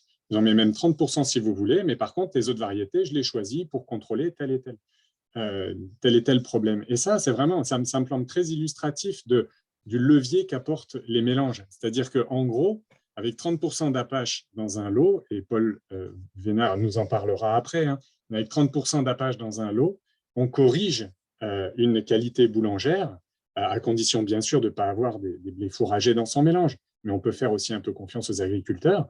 Et donc, on a un mélange qui est équilibré, qui est à la fois adapté à une production économe en intrants, et d'un autre côté, adapté à une commercialisation, à une filière. Donc, je pense vraiment que les mélanges sont un outil qui rendrait plus facile la culture de certaines variétés, quoi. Et dernier point, juste, ça fait quelques années qu'avec AgriObtention, qui est un sélectionneur avec qui on travaille, on met des mélanges chez eux à partir des variétés qui sont en sélection et on les teste aussi en panification. Et ce qu'on voit, mais encore une fois, Paul Vénard en parlera mieux que moi, c'est qu'il y a quand même une instabilité sur une variété donnée pour sa qualité de panification et qu'en mélange, cette instabilité est largement réduite et que le mélange, mais c'est peut-être un effet mélange de grains, fait toujours bien mieux que la moyenne des purs en termes de qualité de panification. On n'est généralement pas très loin de la meilleure. Donc du coup, pour moi, c'est vraiment, les mélanges sont un outil pour satisfaire l'ensemble des acteurs d'une filière. Super, merci. On va passer la parole à l'exposé suivant et on reviendra sur ces questions de mélange et de qualité avec le troisième exposé tout à l'heure. Jérôme et Aline, vous avez la parole. Qui est-ce qui commence, Aline? C'est Jérôme qui commence, mais je vais commencer par, le temps qu'il lance sa présentation, je vais peut-être commencer par me présenter. Donc, Aline Fugerès-Carbel, je suis ingénieure au laboratoire Gaël à Grenoble. Je travaille en économie sur les filières agricoles et je suis donc coporteuse du projet Mobidiv avec Jérôme qui va se présenter tout de suite et puis lancer la présentation. Est-ce que vous m'entendez? Bonjour. Très bien. Est-ce que vous voyez le partage d'écran? Parfaitement. Ok, c'est parfait. Donc, je suis Jérôme Engelbert, je suis chercheur INRAE, je suis généticien des populations. Je travaille à l'UMR génétique quantitative et évolution au sud de Paris. Et mon sujet de recherche, c'est la diversification, plutôt les mélanges variétaux et les interactions, notamment entre variétés dans les mélanges de blé. Et avec Aline, on co-anime le projet Mobidiv. Donc, c'est un projet, comme vous l'avez deviné, qui va s'intéresser au mélange de variétés, au mélange d'espèces. Et donc, c'est dans ce quatrième webinaire, c'est le troisième projet qui s'intéresse à la diversification, et donc à la diversification intra-parcelle. Donc, c'est un projet financé par le projet prioritaire de recherche Cultiver, protéger autrement. Alors, Arnaud, est-ce que ça marche? Oui. Arnaud et Laurent nous ont fait une démonstration en fait des différents effets des mélanges de variétés et d'espèces. On a vu qu'il y avait un certain nombre de mécanismes démontrés dans l'efficacité de ces mélanges pour contrôler les bioagresseurs. On a vu qu'il y avait des impacts réels sur l'utilisation des pesticides et on a vu aussi qu'il y avait des dynamiques encourageantes en France avec des progressions de l'utilisation des mélanges. Largement dominé par des monocultures à l'échelle de la parcelle et puis par la présence dominante aussi de certaines espèces dans le paysage. Et donc on l'a vu lors du premier webinaire, on a besoin de transitions systémiques qui se font à différentes échelles dans les filières et dans les paysages. Et, eh bien, la diversification intraparcelle, elle demande aussi ces adaptations systémiques, on l'a vu, des filières, que ce soit dans l'assemblage des variétés, que ce soit aussi dans les tris des productions. Et donc, on est en face d'un processus complexe et un point critique dans la diversification, c'est revenu au cours des 3 derniers webinaires, c'est l'accès aux semences, avoir accès à des variétés différentes, adaptées à des systèmes de culture et avoir accès à des différentes espèces, et notamment des variétés dans les espèces mineures. Et c'est pour ça que Mobidiv est centré sur cette utilisation de la diversité intraparcelle tout au long du système semencier. Donc, on développe dans le cadre du projet, on va étudier des gradients de diversification à l'intérieur de la parcelle qui vont des mélanges de variétés au mélange d'espèces pour contrôler les différents bioagresseurs. Et l'objectif du projet, c'est de créer des méthodes, des outils pour sélectionner, assembler et puis évaluer des variétés pour une agriculture zéro pesticide. Alors, on a des approches génériques, on va les voir tout de suite après, mais on est centré sur quelques espèces. Le blé, tout d'abord, parce que c'est un fort contributeur à l'utilisation des pesticides en France. Le pois, qui est une légumineuse qui s'associe bien avec le blé. Et puis les plantes fourragères qui ont un impact connu sur le maintien de la biodiversité sauvage associée aux parcelles et puis qui ont de nombreux autres services écosystémiques. Alors, Mobidiv, c'est un consortium assez important. On est 20 partenaires dans le projet. Donc, vous avez ici une carte qui vous représente un peu la répartition nationale de ces différentes équipes, unités de recherche. Et c'est un projet pluridisciplinaire. Donc, vous avez à gauche les différentes disciplines qui vont de la génétique aux sciences sociales, passant par l'agronomie, phytopathologie, malherbologie. Et donc, on est un certain nombre d'instituts de recherche, d'universités, et puis on a aussi un partenaire particulier, et Aline reviendra sur son rôle particulier, qui est le GEVES, et donc il y a voilà, très, très impliqué dans l'évaluation et l'inscription variétale. Pardon. Et donc, comment on travaille dans Mobidiv? On a 5 volets. Je les décris rapidement et puis on va revenir sur la description avec Aline. On a un premier volet qui s'intéresse à décrire les dynamiques de diversification au niveau intraparcellaire en France et leur impact sur l'utilisation des pesticides. Le deuxième volet, c'est de disséquer les interactions plante-plante qui contribuent au contrôle des bioagresseurs. Le troisième volet, c'est de mettre en pratique ces différents mécanismes dans des expérimentations au champ.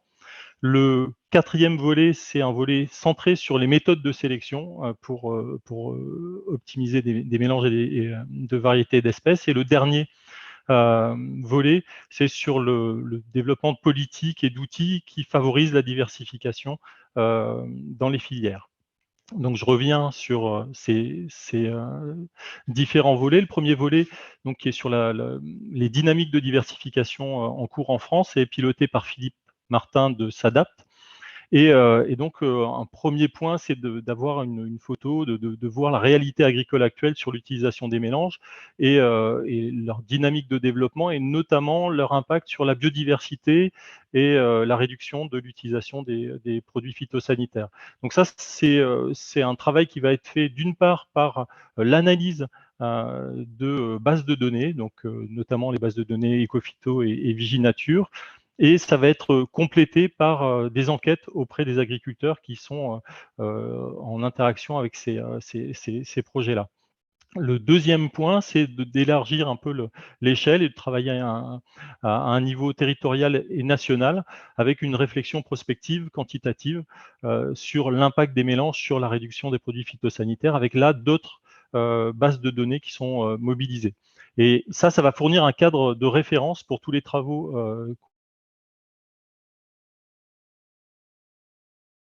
s'appuyer sur un certain nombre de systèmes de culture et de bienfaits qui auront été illustrés dans ce World Package, dans ce volet. Le deuxième volet, donc, qui est sur l'étude des interactions plante-plante, est piloté par Jean-Benoît Morel de FIM.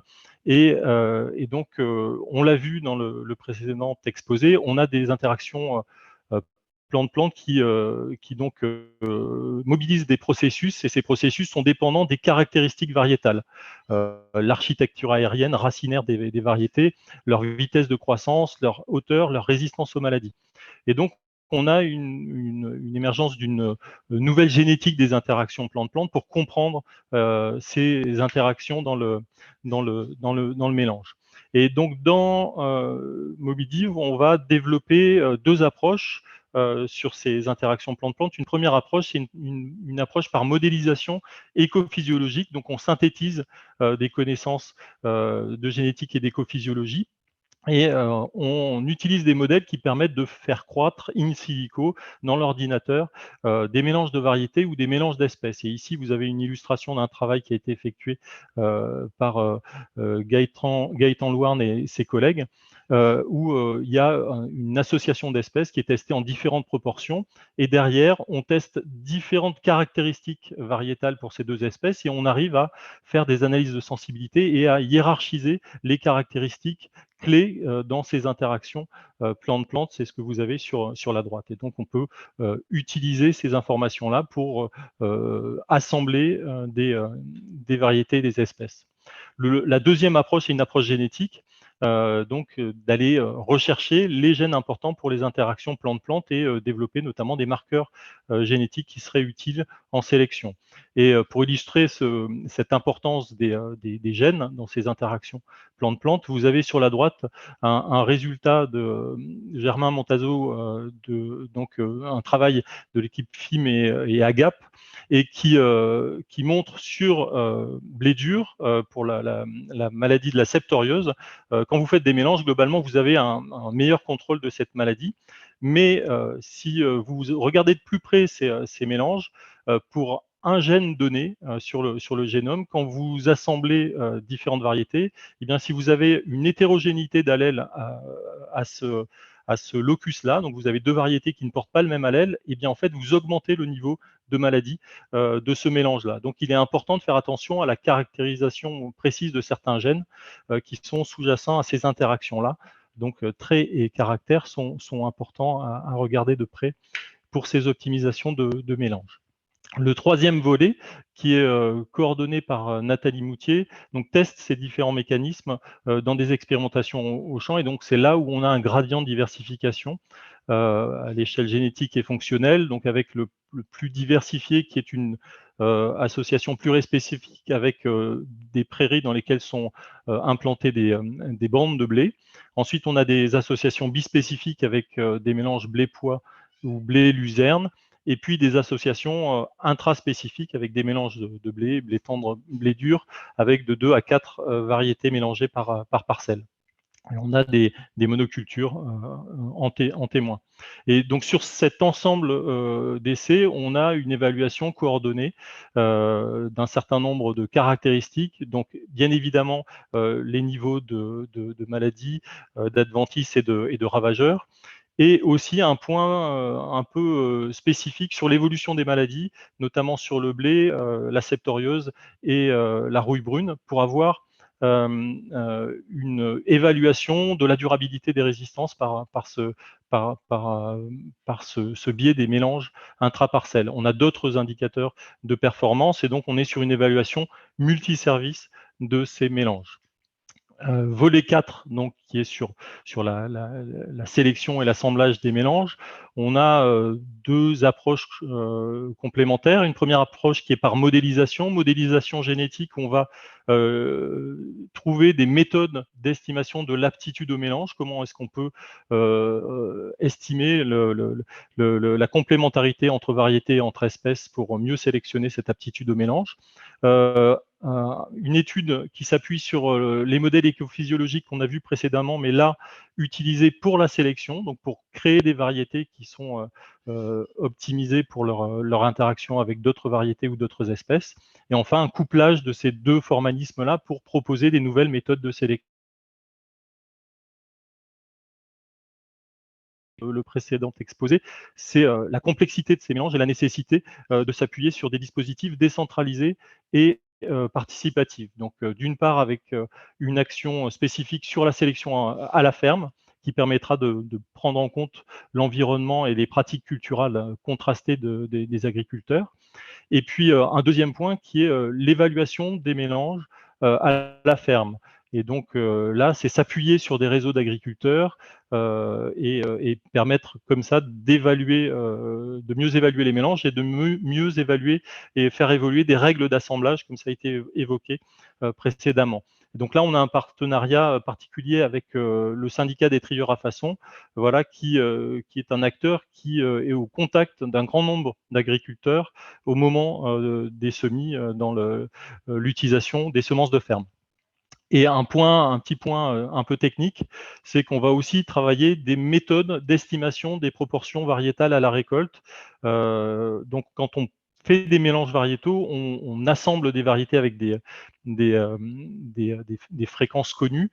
Mais par contre, quand on récolte, ces fréquences peuvent avoir changé assez fortement. Et donc, on développe différentes méthodes pour estimer ces fréquences-là. Et on va les mobiliser dans les essais du volet 3 et aussi sur certains essais faits avec les agriculteurs dans le volet 5 pour mieux comprendre la performance des mélanges. Donc, on développe dans ce volet des nouvelles méthodes pour sélectionner des mélanges performants. Et je te passe la parole, Aline. Oui, tout à fait. Donc moi, je vais vous présenter, vous détailler un petit peu ce qu'on va faire dans le Work Package 5, donc qui s'intéresse aux outils, aux stratégies des acteurs et aux politiques qui peuvent favoriser une diversification. Donc, dans ce VP5, en fait, on part du constat qu'aujourd'hui, le système, on va dire, classique majoritaire, alors ça ne veut pas dire qu'il n'y en a pas d'autres, hein, mais en tout cas, le système majoritaire, il est adapté pour la sélection et la diffusion de variétés en pur. Donc, cette spécification, on le retrouve tout au long de la filière. On va avoir des sélectionneurs qui ont des schémas de sélection qui sont adaptés à l'obtention de variétés homogènes. On va avoir une évaluation des variétés avant et après l'inscription en culture pure. On va avoir des standards de marché qui sont également centrés sur l'utilisation de variétés pures, donc que ce soit les standards de marché pour l'inscription des variétés comme la DHS ou la VATE, ou les standards de marché en aval comme les standards pour la meunerie.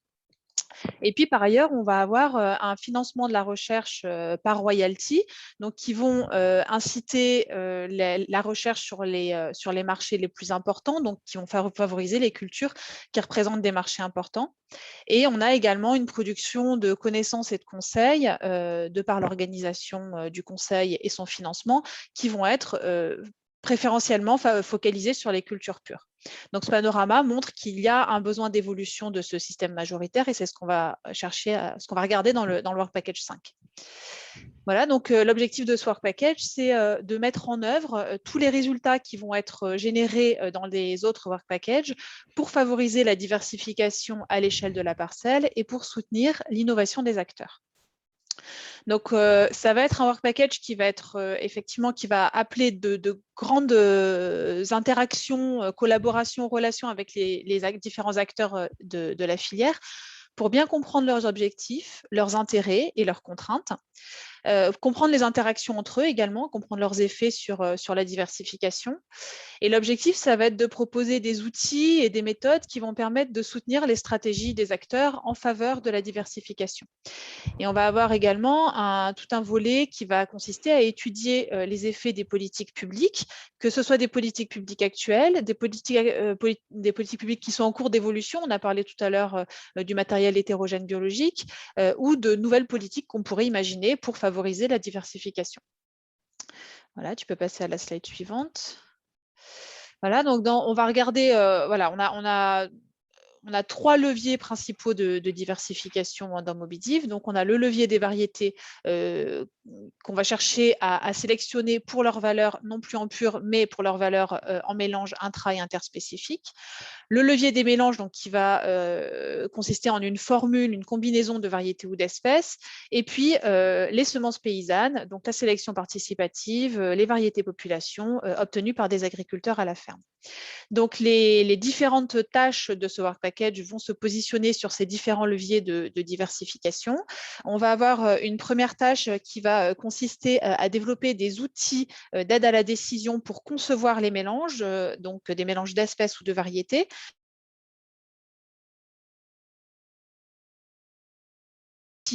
Avec les agriculteurs et les acteurs des filières. Il va y avoir une deuxième tâche qui va s'intéresser au développement de programmes de sélection participative et de management de la diversité à la ferme. On va avoir une troisième tâche qui va être sur l'organisation de la sélection, donc de nouveaux programmes de sélection qui vont pouvoir intégrer les résultats obtenus dans les autres Work Packages, notamment les mécanismes, les marqueurs, les gènes qui vont pouvoir être identifiés dans les Work Packages précédents. Et puis, on va avoir 2 tâches plus transversales. Donc, une première qui va s'intéresser aux réglementations sur les semences et aux standards de marché qui existent et la manière dont on peut les faire évoluer sans détruire le marché. Donc, comment on peut faire évoluer ces différents standards. Et donc, une deuxième tâche qui va s'intéresser à l'organisation et au financement de la recherche et du conseil agricole pour favoriser la diversification. Voilà, tu peux passer à la slide suivante. Voilà. Donc, on a réfléchi aux transformations qu'on aimerait que le projet génère, voilà, qu'on aimerait qu'il soit initié par le projet. Donc, c'est-à-dire, si on se place à la fin du projet, qu'est-ce qu'on aimerait pouvoir observer comme évolution qui nous montrerait que notre projet Mobidiv a fonctionné. Donc, on a réfléchi aux indicateurs d'impact qu'on aimerait pouvoir mesurer. Donc, chez les sélectionneurs, on aimerait voir le développement de programmes de sélection spécifiques pour l'obtention de mélanges. Au niveau des organismes publics, on aimerait voir une évolution de la réglementation qui permettrait l'inscription de mélanges ou le développement de produits hétérogènes, la commercialisation et l'inscription de produits hétérogènes.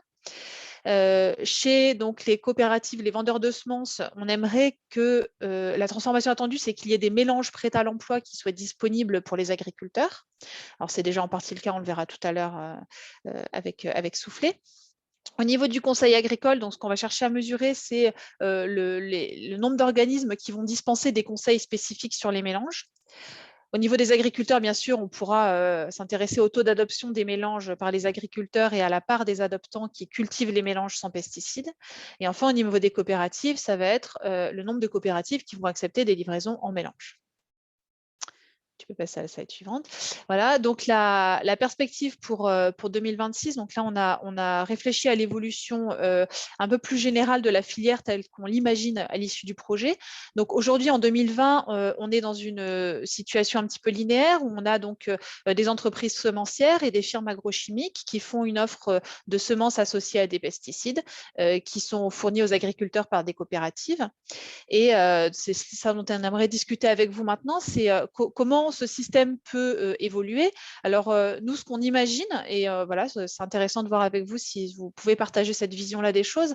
Ce qu'on imagine, c'est qu'on soit dans un système beaucoup plus interactif entre les obtenteurs, la recherche, les agriculteurs, les coopératives, les organismes publics, la filière, et qu'on ait aussi l'émergence de nouveaux métiers, donc comme par exemple le métier d'assembleur de variétés et d'espèces. Donc là, on vous a mis, donc ça pourrait être un métier qui pourrait être pris en charge par des doctorants qui se seraient formés dans le cadre du projet de Mobidiv. Donc là, on aurait par exemple Poiscal et Blérangère qui pourraient créer leur propre business, leur propre start-up avec des compétences acquises tout au long du projet, à la fois en génétique, en agronomie, mais également en sciences sociales, en écologie, etc., pour créer cette activité d'assembleur de variétés et d'espèces en interaction interaction avec l'ensemble des acteurs de la filière. Voilà, j'espère qu'on n'a pas trop dépassé le temps. Merci bien pour votre présentation bien exhaustive de ce que vous allez faire dans le projet Mobitif. Donc, y a-t-il des questions? Alors, j'ai plutôt vu pendant la discussion, pendant la présentation, des échanges sur la présentation précédente. Alors, si également il y a une question sur la manière dont vous étudiez le partage de la chaîne de valeur et la valorisation finale vendue sur le marché, parce qu'effectivement, dans cette chaîne de valeur, il peut y avoir un gain agronomique chez le producteur, mais un coût de triage et de main-d'œuvre pour l'organisme stockeur notamment. Est-ce que vous allez étudier ça? Alors, on a prévu un certain nombre d'enquêtes filières, donc on a une approche qualitative, donc avec des interactions, comme j'ai expliqué tout à l'heure. Donc, ces questions de valorisation économique, elles vont forcément être traitées par ces enquêtes. Après, voilà, on verra comment ça évolue. Pour l'instant, on n'a pas vraiment prévu une étude de la chaîne de valeur telle que c'est prévu là dans la question, mais ce sont des questions effectivement sur la valorisation économique et les incitations pour chacun des acteurs à développer ces pratiques de diversification qui seront traitées effectivement dans leur package 5.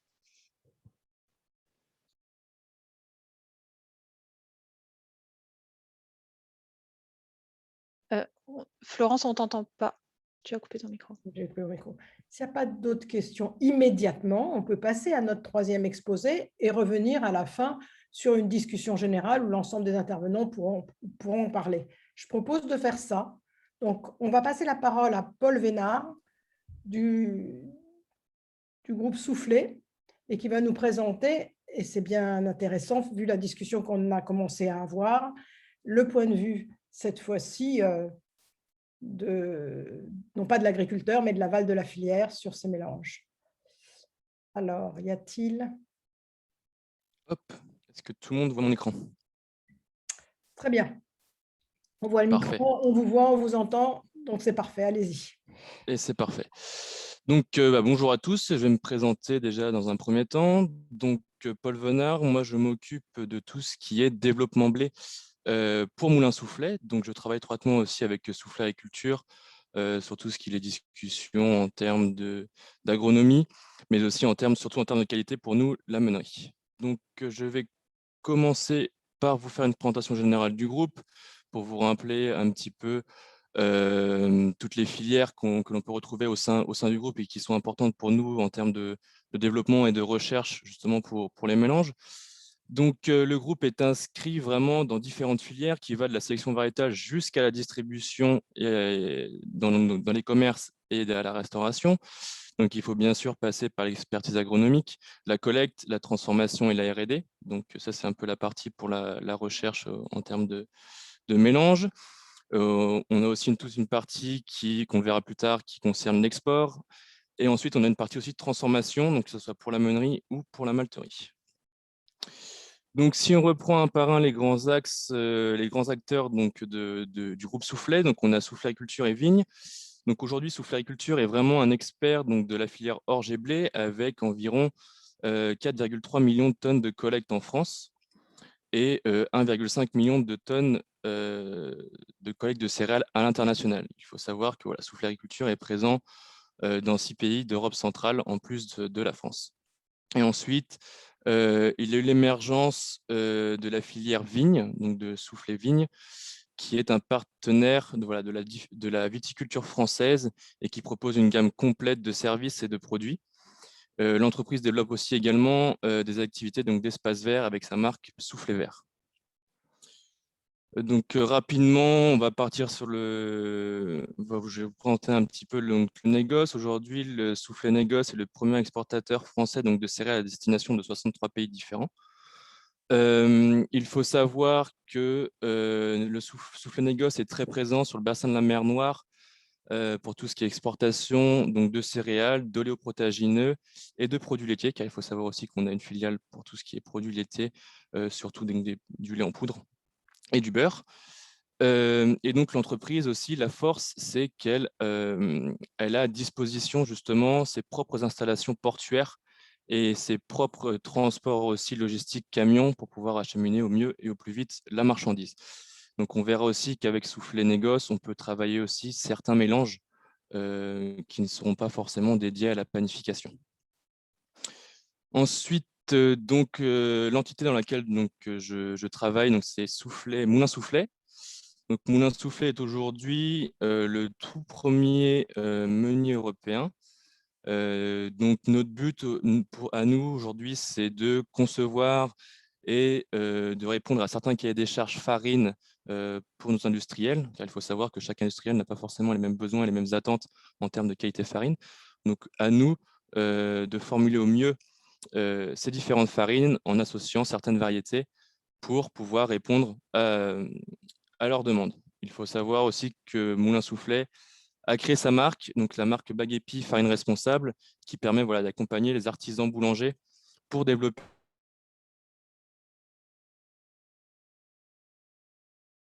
va avoir beaucoup plus de contraintes en termes de qualité de farine qui seront beaucoup plus difficiles à corriger sur ligne. Tout est automatisé pour les industriels, alors qu'un artisan boulanger, par son savoir-faire, va savoir corriger ce manque de qualité en réalisant un surprétrissage ou en incorporant un peu de gluten ou d'autres choses. Et donc ensuite, pour finir, on a la filière orge, donc malterie soufflée, donc aujourd'hui l'acteur principal au niveau du marché du malt, avec plus de 27 malteries en Europe, en Amérique latine et en Asie. Donc, ces malteries sont surtout implantées dans les zones productrices d'orge. Et comme le fait Moulin Soufflet, il y a aussi toute une démarche de sélection variétale, de multiplication de semences et aussi une orientation au niveau, donc avec les agriculteurs, pour essayer d'avoir au champ un panel d'orge brassicole, même si aujourd'hui c'est beaucoup plus compliqué que pour le blé, un panel d'orge brassicole qui peut se répondre au cahier des charges de nos industriels. Donc maintenant, je vais me focaliser plutôt sur l'importance et l'intérêt des mélanges pour la filière. Aujourd'hui, Moulin Soufflet s'est interrogé depuis plusieurs années sur l'intérêt d'avoir un mélange développé au sein de Moulin Soufflet en partenariat avec l'agriculture. Et il est vrai qu'aujourd'hui, on a constaté qu'au fur et à mesure des années, et en fonction aussi du temps qu'on peut avoir avant récolte, la qualité des blés n'est pas la même. Il faut savoir qu'aujourd'hui, nous, on va recevoir des blés en variété pure, principalement, qui vont être ensuite mélangés par l'organisme stockeur. Donc ça, c'est Soufflet Agriculture qui va s'en occuper, afin d'homogénéiser au mieux les lots de blé. Et ensuite, nous recevra au moulin des mélanges dits BPMF. Donc, BPMF, c'est des blés uniquement dédiés à la panification. Donc il faut savoir que nous, on s'est rendu compte qu'au fur et à mesure des années, on va recevoir des mélanges BPMF qui sont assez hétérogènes d'une année sur l'autre. Notre problématique qu'on a pu constater avec nos industriels, c'est cette homogénéité. On n'arrive pas à avoir cette homogénéité et cette qualité, cette régularité tout au long des années. Et en fait, nous, avec nos industriels, on prédit 1 an à l'avance la formulation des farines pour pouvoir répondre à leur cahier des charges et pour qu'eux puissent mettre en place justement leur process. Donc, une fois qu'on s'est rendu compte de cette hétérogénéité des lots en fonction des années, on s'est dit, voilà, pourquoi pas essayer de créer un mélange de blé qui répondrait spécifiquement à la demande de la meunerie en termes de qualité et d'homogénéité. Donc, c'est de là qu'a été créé le MMS 2018. Donc, MMS, c'est mélange Moulin Soufflet. Donc, c'est vraiment un mélange qui a été créé en partenariat avec Soufflet Agriculture, mais qui a été vraiment développé par Moulin Soufflet. Donc, ce MMS est vraiment une première en France en filière blé. Et donc, elle est composée aujourd'hui de 5 variétés différentes. Donc, il y a différents objectifs pour ce MMS. Il faut savoir que pour pouvoir commercialiser et avoir un développement de ce MMS, il faut aussi répondre à les attentes de l'agriculture. Donc, le but premier en termes agronomiques, c'est de maintenir un niveau de rendement élevé, améliorer la tolérance aux maladies, limiter l'impact climatique, et donc du coup aussi pour la qualité de meunière, c'est satisfaire la meunerie d'un point de vue qualitatif et assurer une qualité régulière de la farine. Donc on va revenir sur un peu nos critères de sélection du MMS. en partenariat avec l'agriculture, on a travaillé sur un tableau où on va, à tour de rôle, inscrire différents critères qui nous semblent importants pour établir le MMS. Donc, du côté agronomique, on a besoin d'avoir un mélange qui est quand même qui a une précocité donc épiaison entre 6 et 7 pour qu'on puisse un peu le développer toute France, même si on verra par la suite que ce mélange n'est pas forcément adapté à toutes les régions. En termes de résistance aux maladies, pour nous, il est très important aussi qu'il y ait une note moyenne. Donc, c'est une note moyenne du mélange une fois qu'il a été créé, de donne supérieure ou égale à 5. C'est vrai que nous, quand on reçoit des blés avec de la donne, on ne peut pas l'utiliser en panification. Donc, c'est vraiment quelque chose de bloquant pour nous. Et on ne veut pas prendre le risque de créer un mélange qui serait sensible à la fusariose. Ensuite, l'agronomie nous demande d'avoir vraiment un potentiel de rendement qui est supérieur ou égal à 100% des essais de nos témoins, pour aussi donner envie à l'agriculteur de l'avoir en multiplication dans les fermes et aussi de le produire. Et on va, comme je vous l'ai dit tout à l'heure, privilégier d'une manière générale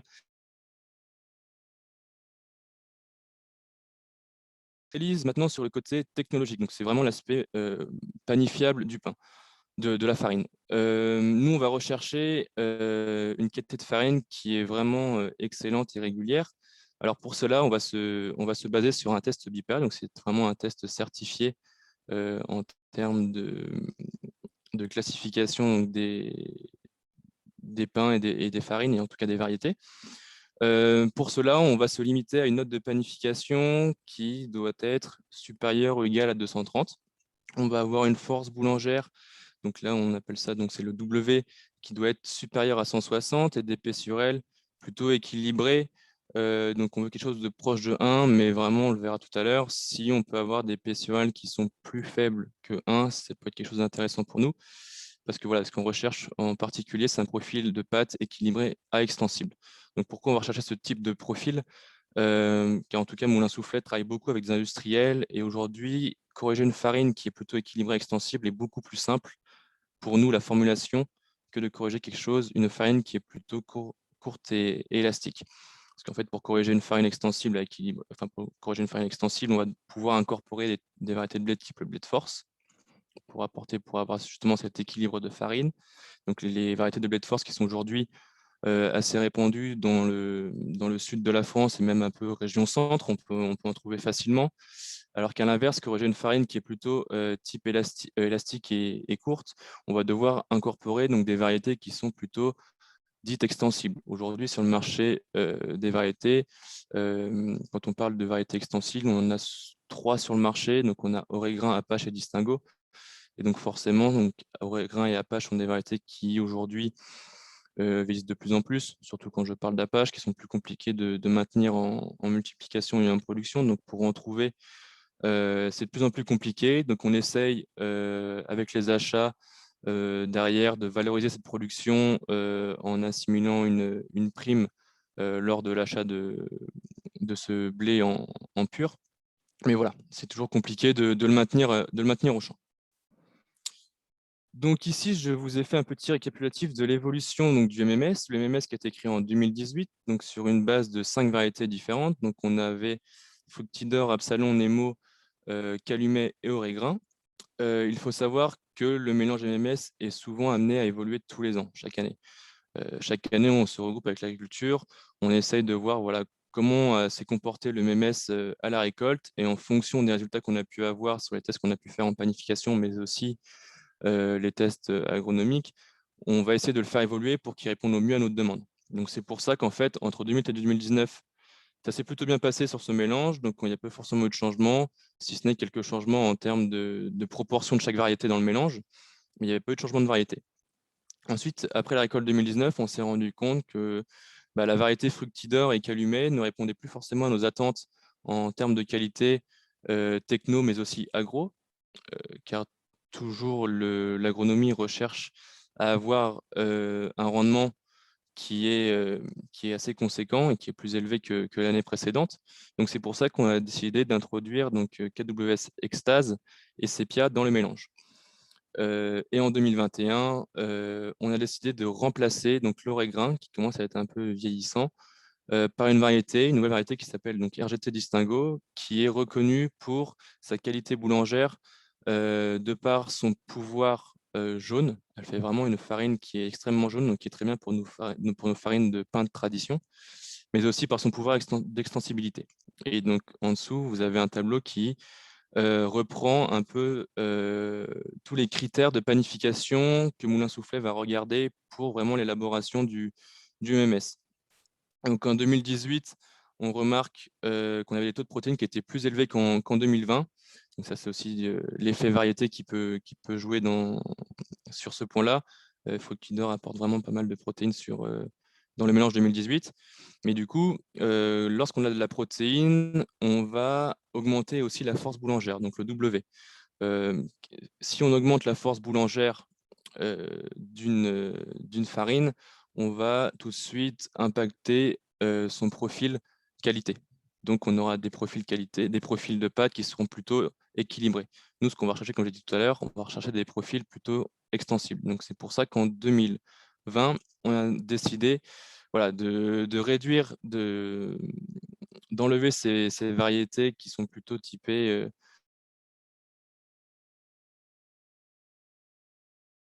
élastique, bien sûr, parce que forcément, Extase et Sepia sont plutôt des variétés qui sont élastiques.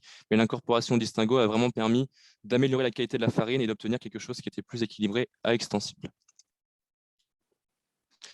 Donc aujourd'hui, pour vous donner une indication, le MMS, en termes de multiplication, il représente environ 5% de la collecte totale de soufflets agriculture.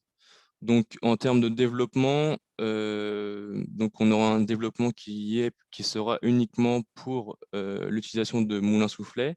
Mais on constate aussi qu'aujourd'hui, certains agriculteurs demandent l'utilisation du mélange MMS pour vraiment leur assurer un rendement qui est vraiment répercuté d'année en année. Donc, certains agriculteurs vont nous demander d'avoir du MMS uniquement pour s'assurer un rendement et non pas forcément pour passer un contrat donc avec la meunerie. Donc, voilà pour le MMS. Ensuite, si on parle des autres mélanges et des axes de réflexion qu'on peut avoir au sein du groupe Soufflet, donc le groupe Soufflet a créé la gamme Mica. Donc, ce sont des mélanges d'interculture à but agronomique. Donc voilà, comme on l'a dit tout à l'heure lors de la première présentation, donc ce seront principalement des mélanges qui auront pour but d'améliorer la fertilité du sol, les effets structurants, qui permettront de lutter contre les bioagresseurs et les adventices, qui permettront dans certains cas de fixer l'azote du sol et de développer la biodiversité ou la valorisation en fourrage. Donc ça, c'est des mélanges. Aujourd'hui, le Soufflaculture propose 11 mélanges différents qui sont directement vendus, préparés et qui peuvent répondre à différentes attentes. Donc, on peut avoir, donc, comme je l'ai dit, ces cinq attentes différentes. Donc, après, à l'agriculteur de sélectionner en fonction de ses besoins. Et cette année, on a une nouveauté. Donc, ça, c'est vraiment Soufflaculture qui a décidé de développer donc, ce mélange. Donc, on a l'aspect mélange productif. Donc, ce mélange ne pourra bien sûr pas être utilisé en meunerie, car il est composé donc, des variétés les plus productives en France, dont une variété qui n'est pas BPMF. Et aujourd'hui, pour nous, avoir une variété qui n'est pas BPMF dans le mélange ne nous permet pas de l'utiliser en meunerie. Donc, ça sera plutôt un mélange typé pour l'export. Et ensuite, donc, on a eu différentes réflexions suite à la création de ce MMS on voit, qui évolue vraiment d'année en année. On a de plus en plus de demandes pour ce MMS. Donc, on s'est posé la question, pourquoi pas élaborer un mélange type MMS, mais pour le bio. Car aujourd'hui, voilà, notre première problématique en bio, c'est la protéine. Aujourd'hui, quand on reçoit donc, les blés donc, au moulin, on a du mal à atteindre les 10,5-11 de protéines dont nous avons besoin pour faire une panification qui est correcte avec de beaux volumes au niveau des pains. Donc aujourd'hui, c'est un axe de réflexion sur lequel on est en train de se pencher donc, en partenariat avec Soufflet Agriculture. Donc c'est vrai qu'il y a différentes alternatives à ce mélange. Donc on pourrait éventuellement associer, donc comme on dit tout à l'heure, du blé avec des protéagineux pour essayer d'augmenter la teneur en protéines. Mais on a aussi réfléchi à associer différentes classes de blé bio. Donc, il faut savoir qu'en agriculture biologique, il y a différentes classes de blé. Donc, on a les blés typés productifs. On a les blés qui sont plutôt un compromis entre productivité et qualité. Et après, on a la classe de blé qui sont vraiment axés sur la qualité, mais qui font du coup de très faibles rendements. Et on s'est dit, pourquoi pas associer des types de blé type productif et des types de blé vraiment axés sur la qualité pour justement avoir cet équilibre entre productivité et apport en protéines et s'assurer du coup un taux de protéines qui serait satisfaisant pour la meunerie. Donc voilà sur ce que Soufflet peut proposer aujourd'hui en termes de mélange. Si je ne dis pas de bêtises, il y a aussi, je n'en ai pas parlé, mais il y a aussi la mise en place de mélanges qui qui sont directement commercialisés par Soufflet Seed, donc qui s'occupe de tout ce qui est les semences de chez Soufflet. Donc on a tout ce qui est association du colza. Aujourd'hui, Soufflet Seed met à disposition un mélange qui s'appelle le mélange Protect, qui est un mélange qui est déjà tout fait et donc qui est commercialisé aux agriculteurs. Et donc ce mélange est un mélange de colza, fenugrec, trèfle, d'alexandrie, monocoupe et de lentilles, et donc qui permettra, comme je le disais tout à l'heure, d'éviter donc les bioagresseurs sur le colza. Donc aujourd'hui, en conclusion, Soufflet propose la première réflexion était quand même venue de la part de la meunerie pour essayer justement de régler ce problème de qualité pluriannuelle qu'on n'arrivait pas à avoir. Et ça a permis d'avoir une ouverture d'esprit et d'inciter justement Soufflet Agriculture à étendre ces mélanges au champ pour satisfaire d'autres demandes qui ne sont pas forcément des demandes de la meunerie. Donc j'espère avoir fait le tour et un peu vous décrire le panel que Soufflet peut proposer. Merci. Merci pour votre exposé. Je pense que ça donne beaucoup d'éléments intéressants. Alors, il y a des questions. Une réflexion générale que je garderai pour tout à l'heure là sur les dimensions nutritionnelles. Je vais plutôt vous poser des questions directes pour l'instant. Avez-vous une idée de la stabilité de la qualité boulangère sur l'ensemble de vos zones de production? Ça, c'est une première question. Sur votre diapo 11, vous avez indiqué les caractéristiques des farines. Est-ce qu'elles sont calculées a priori ou c'est celles que vous obtenez sur les récoltes? Deuxième question. Troisième question, est-ce que vous avez besoin d'un accord particulier des obtenteurs pour les intégrer dans vos mélanges? Et enfin, une question sur l'adaptation au changement climatique. Est-ce que vous prenez en compte dans les mélanges? C'est 4 questions. Je ne sais pas si vous avez noté ou si vous voulez que je les reprenne une par une. Non, bah, je vais y répondre une par une. Donc, concernant la première, alors, on n'a pas forcément, on va comparer nos données de farine d'année en année, mais ce n'est pas là où on va voir en fait le plus gros changement. On va vraiment constater une régularité de farine, ça c'est évident, mais le gros changement en fait de l'importance du mélange, ça va être la régularité de farine sur l'année. Car il faut savoir qu'un blé, au moment de la récolte, on va dire qu'il va être plus équilibré et extensible. Et en fait, ce blé va prendre de la force avec le stockage. Donc, on se rend compte que nos mélanges de blé deviennent de plus en plus équilibrés à élastiques, voire court élastique au fur et à mesure donc, que le temps passe et que la campagne passe. Et donc, nous, avoir ce mélange MMS qui nous assure une qualité sur le long terme et qui nous assure aussi un profil qui est plus extensible, nous permet en fin de campagne d'avoir un mélange de farine, certes, qui a pris de la force, mais qui n'est pas élastique, qui reste équilibré. Donc, nous, c'est ce qu'on va vraiment rechercher. Et donc, voilà, c'est vraiment l'intérêt de ce MMS et qu'on peut retrouver vraiment au niveau de année après année. Donc, je ne sais pas si j'ai répondu à la question, si c'est clair pour vous. Ensuite, la deuxième question, c'était concernant les obtenteurs. Non, c'était la question sur la diapo 11. Vos farines, c'est les moyennes de l'an passé ou celles que vous obtenez sur les récoltes? Alors, pour établir le MMS, nous, on va se baser, parce que en fait, voilà, pour vendre des semences, il faut qu'on puisse établir le MMS un an à l'avance, avant les ventes de semences. Donc, lors de la création du MMS, on va se baser sur une estimation qu'on va réaliser grâce à notre base de données, donc de différentes analyses. Donc en fait, on va prendre les analyses, résultats d'analyse de chaque variété en pur qu'on veut intégrer dans le MMS. Ensuite, on va faire une formule avec la proportion de chaque variété dans le mélange qui va ensuite nous donner un résultat. Les résultats que je vous ai présentés donc là sur la diapo 11, ce sont des résultats que nous, on a eu après récolte. Donc, c'est vraiment les résultats de tests de panification des MMS qu'on a reçus au moulin et non pas des tests prédictifs avant l'élaboration. D'accord. La question sur les obtenteurs. Alors, est-ce que vous avez besoin d'un accord des obtenteurs pour les intégrer? Alors, d'une manière générale, non, on n'a pas besoin d'avoir l'accord de l'obtenteur. Pour eux, ils sont même assez contents lorsqu'une variété intègre le MMS, que ça leur fait un peu une pub et une diversification d'application de leur variété, surtout qu'en plus, voilà, nous, on utilise des variétés qui sont toujours inscrites. On n'utilise pas de variétés qui ne sont pas inscrites en France. Donc, aujourd'hui, utiliser une variété d'un obtenteur, on va le prévenir, c'est sûr, mais les obtenteurs ne voient pas de contre-indication à ce qu'on utilise une variété dans notre mélange.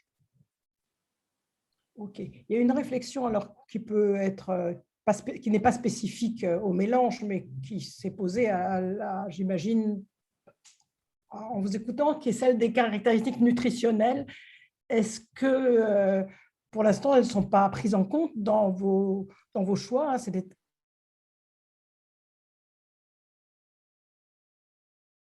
Alors qu'on a une attente de l'amélioration des qualités nutritionnelles ou en tout cas liée à l'alimentation, le gluten, le levain ou même l'effet sur le microbiote de telle ou telle caractéristique. Bien sûr, pour l'instant, effectivement… C'est des choses sur lesquelles vous travaillez? Alors, on n'a pas encore établi donc, un protocole dessus pour pouvoir justement travailler sur ce questionnement-là, mais c'est vrai qu'on a déjà eu la réflexion, on a commencé à avoir des échanges avec l'agriculture, mais aussi avec nos industriels, car il faut savoir, c'est vrai que nos industriels peuvent être demandeurs justement de projets comme celui-ci, surtout ce qui touche l'aspect nutritionnel de la farine. Donc, on n'a pas commencé d'investigation dessus, mais c'est vrai que c'est une question qu'on entend souvent revenir et je pense sur quelque chose sur laquelle on va se pencher très rapidement car on a de la demande. Ok, merci. Alors, une dernière question. Est-ce que vous effectuez un suivi de la fertilisation azotée chez les agriculteurs pour assurer un taux de protéines suffisant du mélange? Alors, nous, justement, le but du mélange, alors ça, je pense que ce serait plutôt mon collègue agronome qui était là, mais qui devait être là, mais qui n'a pas pu venir, qui pourrait vous en parler. Mais de ce que j'ai pu échanger avec lui, nous, le but du MMS, c'est qu'il soit conduit comme un blé conventionnel en pur. Donc, oui, on va avoir un suivi des fertilisations azotées dessus, mais il n'y aura pas d'apport spécifique à avoir, tel un blé améliorant, par exemple, pour le mélange. Alors, je crois qu'on a fait le tour des questions. On avait une question sur l'adaptation des mélanges au changement climatique également, à laquelle vous n'avez pas répondu. Ouais, du coup, ça c'est la même chose que pour la valeur nutritionnelle. C'est quelque chose sur laquelle on est en train de se pencher. Bon, je pense que des travaux ont été déjà menés, donc nous, dans nos essais, car il faut savoir que voilà, aujourd'hui, avec Soufriculture, on a plus de 17 000 parcelles d'expérimentation, donc ça nous offre vraiment une possibilité de tests dans différentes régions, parce que c'est vrai que le MMS parfois ne peut pas être adapté partout. Aujourd'hui, on va plutôt regarder aussi, avant tout, la problématique maladie. C'est vrai qu'aujourd'hui, le MMS, on n'a pas un MMS qui est tolérant aux mosaïques, et c'est vrai que pour l'utilisation plutôt à l'ouest de la France, c'est quelque chose qu'on va rechercher. Donc, avant de regarder vraiment à ce type de facteur qui est le changement climatique, on va vraiment se focaliser sur une adaptation du MMS sur différentes régions et en fonction des demandes aussi des agriculteurs qu'on peut avoir en retour. Mais oui, c'est quelque chose sur lequel on se penche, mais ce n'est pas forcément l'une de nos priorités pour l'instant, on va dire. On aimerait bien avoir un MMS qui puisse être adapté sur toute la France avant de se lancer dans ce changement climatique, l'adaptation au changement climatique. Florence, peut-être que comme cette question-là était un peu plus large, on peut réagir au niveau des recherches Mobidiv. Donc, le PPR est axé sur les maladies, mais c'est vraiment une question très pertinente. Et donc, il y a la complémentarité, la résilience au stress des variétés et des espèces qu'on assemble dans un mélange. Et donc ça, c'est quelque chose qui a été travaillé un peu spécifiquement pour les mélanges de variétés. Donc peut-être que Arnaud, tu peux donner un éclairage sur cette question-là et sur les complémentarités. Oui, ce qu'on peut faire, parce qu'il nous reste quelques minutes avant la fin. Christian Huyck, qui devait venir pour faire la conclusion, a un empêchement. Donc, on a les quelques minutes qui nous restent pour pouvoir discuter transversalement, si vous voulez. Donc, si vous avez envie, les uns les autres, des intervenants de ce matin, d'ajouter quelque chose aux réactions qui ont suivi, des interventions qui ont suivi, n'hésitez pas. Peut-être allumer vos vidéos, c'est plus agréable. Jérôme, Arnaud, Laurent, Aline. Et puis, vous pouvez soit réagir aux interventions qui sont venues après la vôtre, soit amener des compléments par rapport à des questions auxquelles vous-même, qui pourraient même vous être adressées. Celle sur la nutrition, par exemple, ou celle sur le changement climatique. Tout ça concerne l'ensemble de vos exposés. Alors, sur le changement climatique, donc je rebondis sur ce que dit Jérôme. En effet, alors, sur les mélanges de variétés, il y a quelques références qui montrent qu'en effet, les mélanges stabilisent. Alors, je pense notamment à la thèse qui est plus tout à fait récente de Bellage-Frage qui, en 2003, a testé un mélange, alors je ne me rappelle même plus les variétés, c'est des très vieilles variétés, mais qui montre qu'en régressant sur le stress hydrique, en effet, le mélange tend à perdre moins lorsque le stress hydrique augmente. Bon. Cela dit, elles ne sont pas si nombreuses que ça, les références, et donc, dans le cadre de Witamix, donc un projet ANR précédent Mobidiv,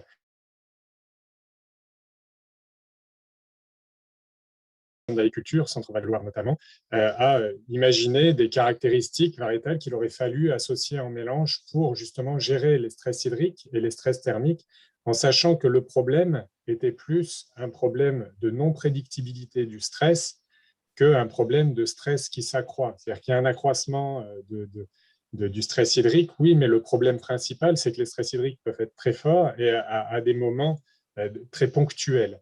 Et on l'a bien vu cette année, d'ailleurs, les conditions sont extrêmement variables dans le temps. Donc, du coup, ce qu'on a proposé, c'est de faire varier en mélange les précocités et les composantes de rendement pour avoir des variétés qui seraient moins sensibles à certaines phases de leur cycle au stress hydrique et donc avoir moins de chances d'avoir toutes les variétés sensibles à un moment donné. Alors, tout ça, ça reste très empirique et ça n'a pas été vérifié. On n'a pas vérifié que l'effet était en effet positif sur la tolérance au stress hydrique. Mais bon, ça a donné quelques éléments de réflexion. Donc, en gros, l'idée, c'était ne pas mettre des profils de précocité identiques en mélange, faire varier notamment la précocité ou la floraison et avoir des variétés associées à gros grains et des variétés à petits grains et grand nombre de grains, de manière à avoir des variétés qui sont à même de faire leur rendement plutôt en fin de cycle, entre guillemets, et plutôt en début de cycle. Voilà. Et peut-être un petit complément, Arnaud, parce que tu pilotes un projet qui s'appelle Stable, et donc qui est sur cette question de stabilité des rendements, et vous avez des résultats, des pré-résultats qui montreraient que c'est l'assemblage de variétés qui ont des complémentarités sur des résistances au stress qui sont potentiellement plus prometteuses que d'aller chercher des variétés qui sont elles-mêmes très stables. Donc, c'est un point intéressant pour la sélection, c'est que rechercher la stabilité plus que la complémentarité de résistance au stress, c'est peut-être pas la bonne voie d'amélioration. Oui, et ça a été en fait montré sur variété pure, donc pas en mélange de variétés.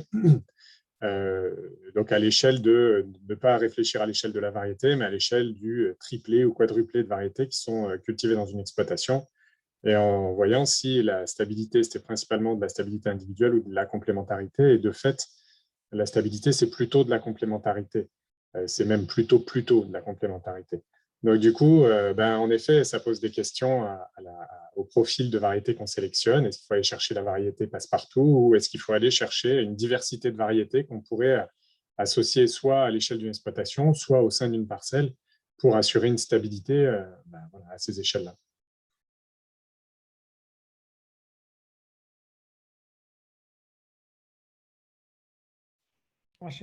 Merci à tout le monde. Je vais peut-être Peut-être un mot, moi je pouvais dire juste un mot rapide en réaction à la question de Philippe Jeanneret sur la question de la santé humaine. Et puis, voilà, quels optimums, voilà, est-ce qu'on doit chercher des blés plus riches en gluten? Voilà, dans le cadre des projets de recherche participative, on a des illustrations de filières courtes avec des agriculteurs, des paysans boulangers qui travaillent donc des blés qui n'ont pas du tout les mêmes forces que les blés utilisés en boulangerie industrielle, et avec des processus de fermentation longs qui sont effectivement sur des levains, qui sont adaptés pour chaque boulanger adapte en fonction de ses variétés.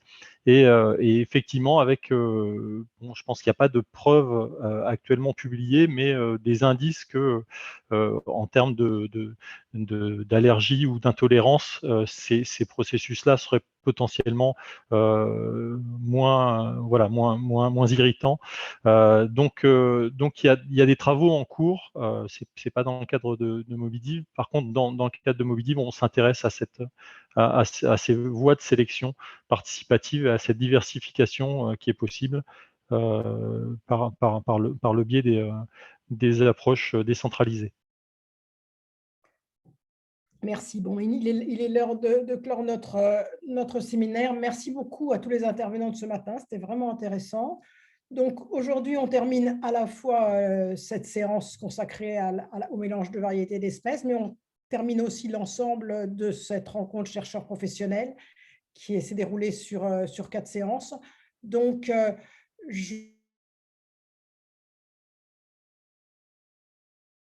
des webinaires en replay sur notre site.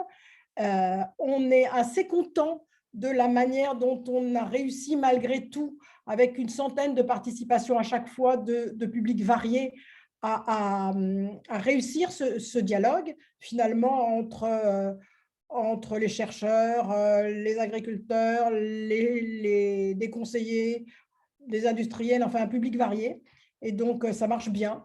Les questions sur le chat auxquelles les uns les autres peuvent répondre en direct. En même temps, on peut discuter. Finalement, on est bien content. On va réfléchir à la manière dont on peut, à la fois dans les prochaines rencontres, bénéficier du plaisir d'être ensemble pour avoir des pauses café et des déjeuners conviviaux, mais en même temps pouvoir profiter aussi de cette expérience maintenant que l'on a tous de l'intérêt d'Internet et du distanciel. Donc, comme je le disais, vous avez sur notre site Internet un replay des séances. Vous avez aussi sur notre site Internet des informations sur les événements. Et puis on a une possibilité de s'abonner, un fil Twitter, enfin tout ce qu'il faut pour que vous soyez au courant. Et aussi bien sur le programme et son animation, comme ce colloque en faisait partie, mais également sur les différents projets. Donc, les 3 projets qu'on a entendus au cours du webinaire ont aussi leur page ou leur site Internet et vous pouvez les suivre, parce qu'ils ont aussi beaucoup d'événements spécifiques en lien avec les questions qui vous intéressent forcément. Et donc, tout ça pour rester en contact et pouvoir se revoir dans une prochaine occasion, ici ou là. Donc, merci à tous, aux intervenants, aux participants et à très bientôt. Au revoir. Merci Florence pour ces webinaires et cette organisation. Au revoir. Merci à tous. Au revoir. Merci. Merci, Au revoir. au revoir. Au revoir.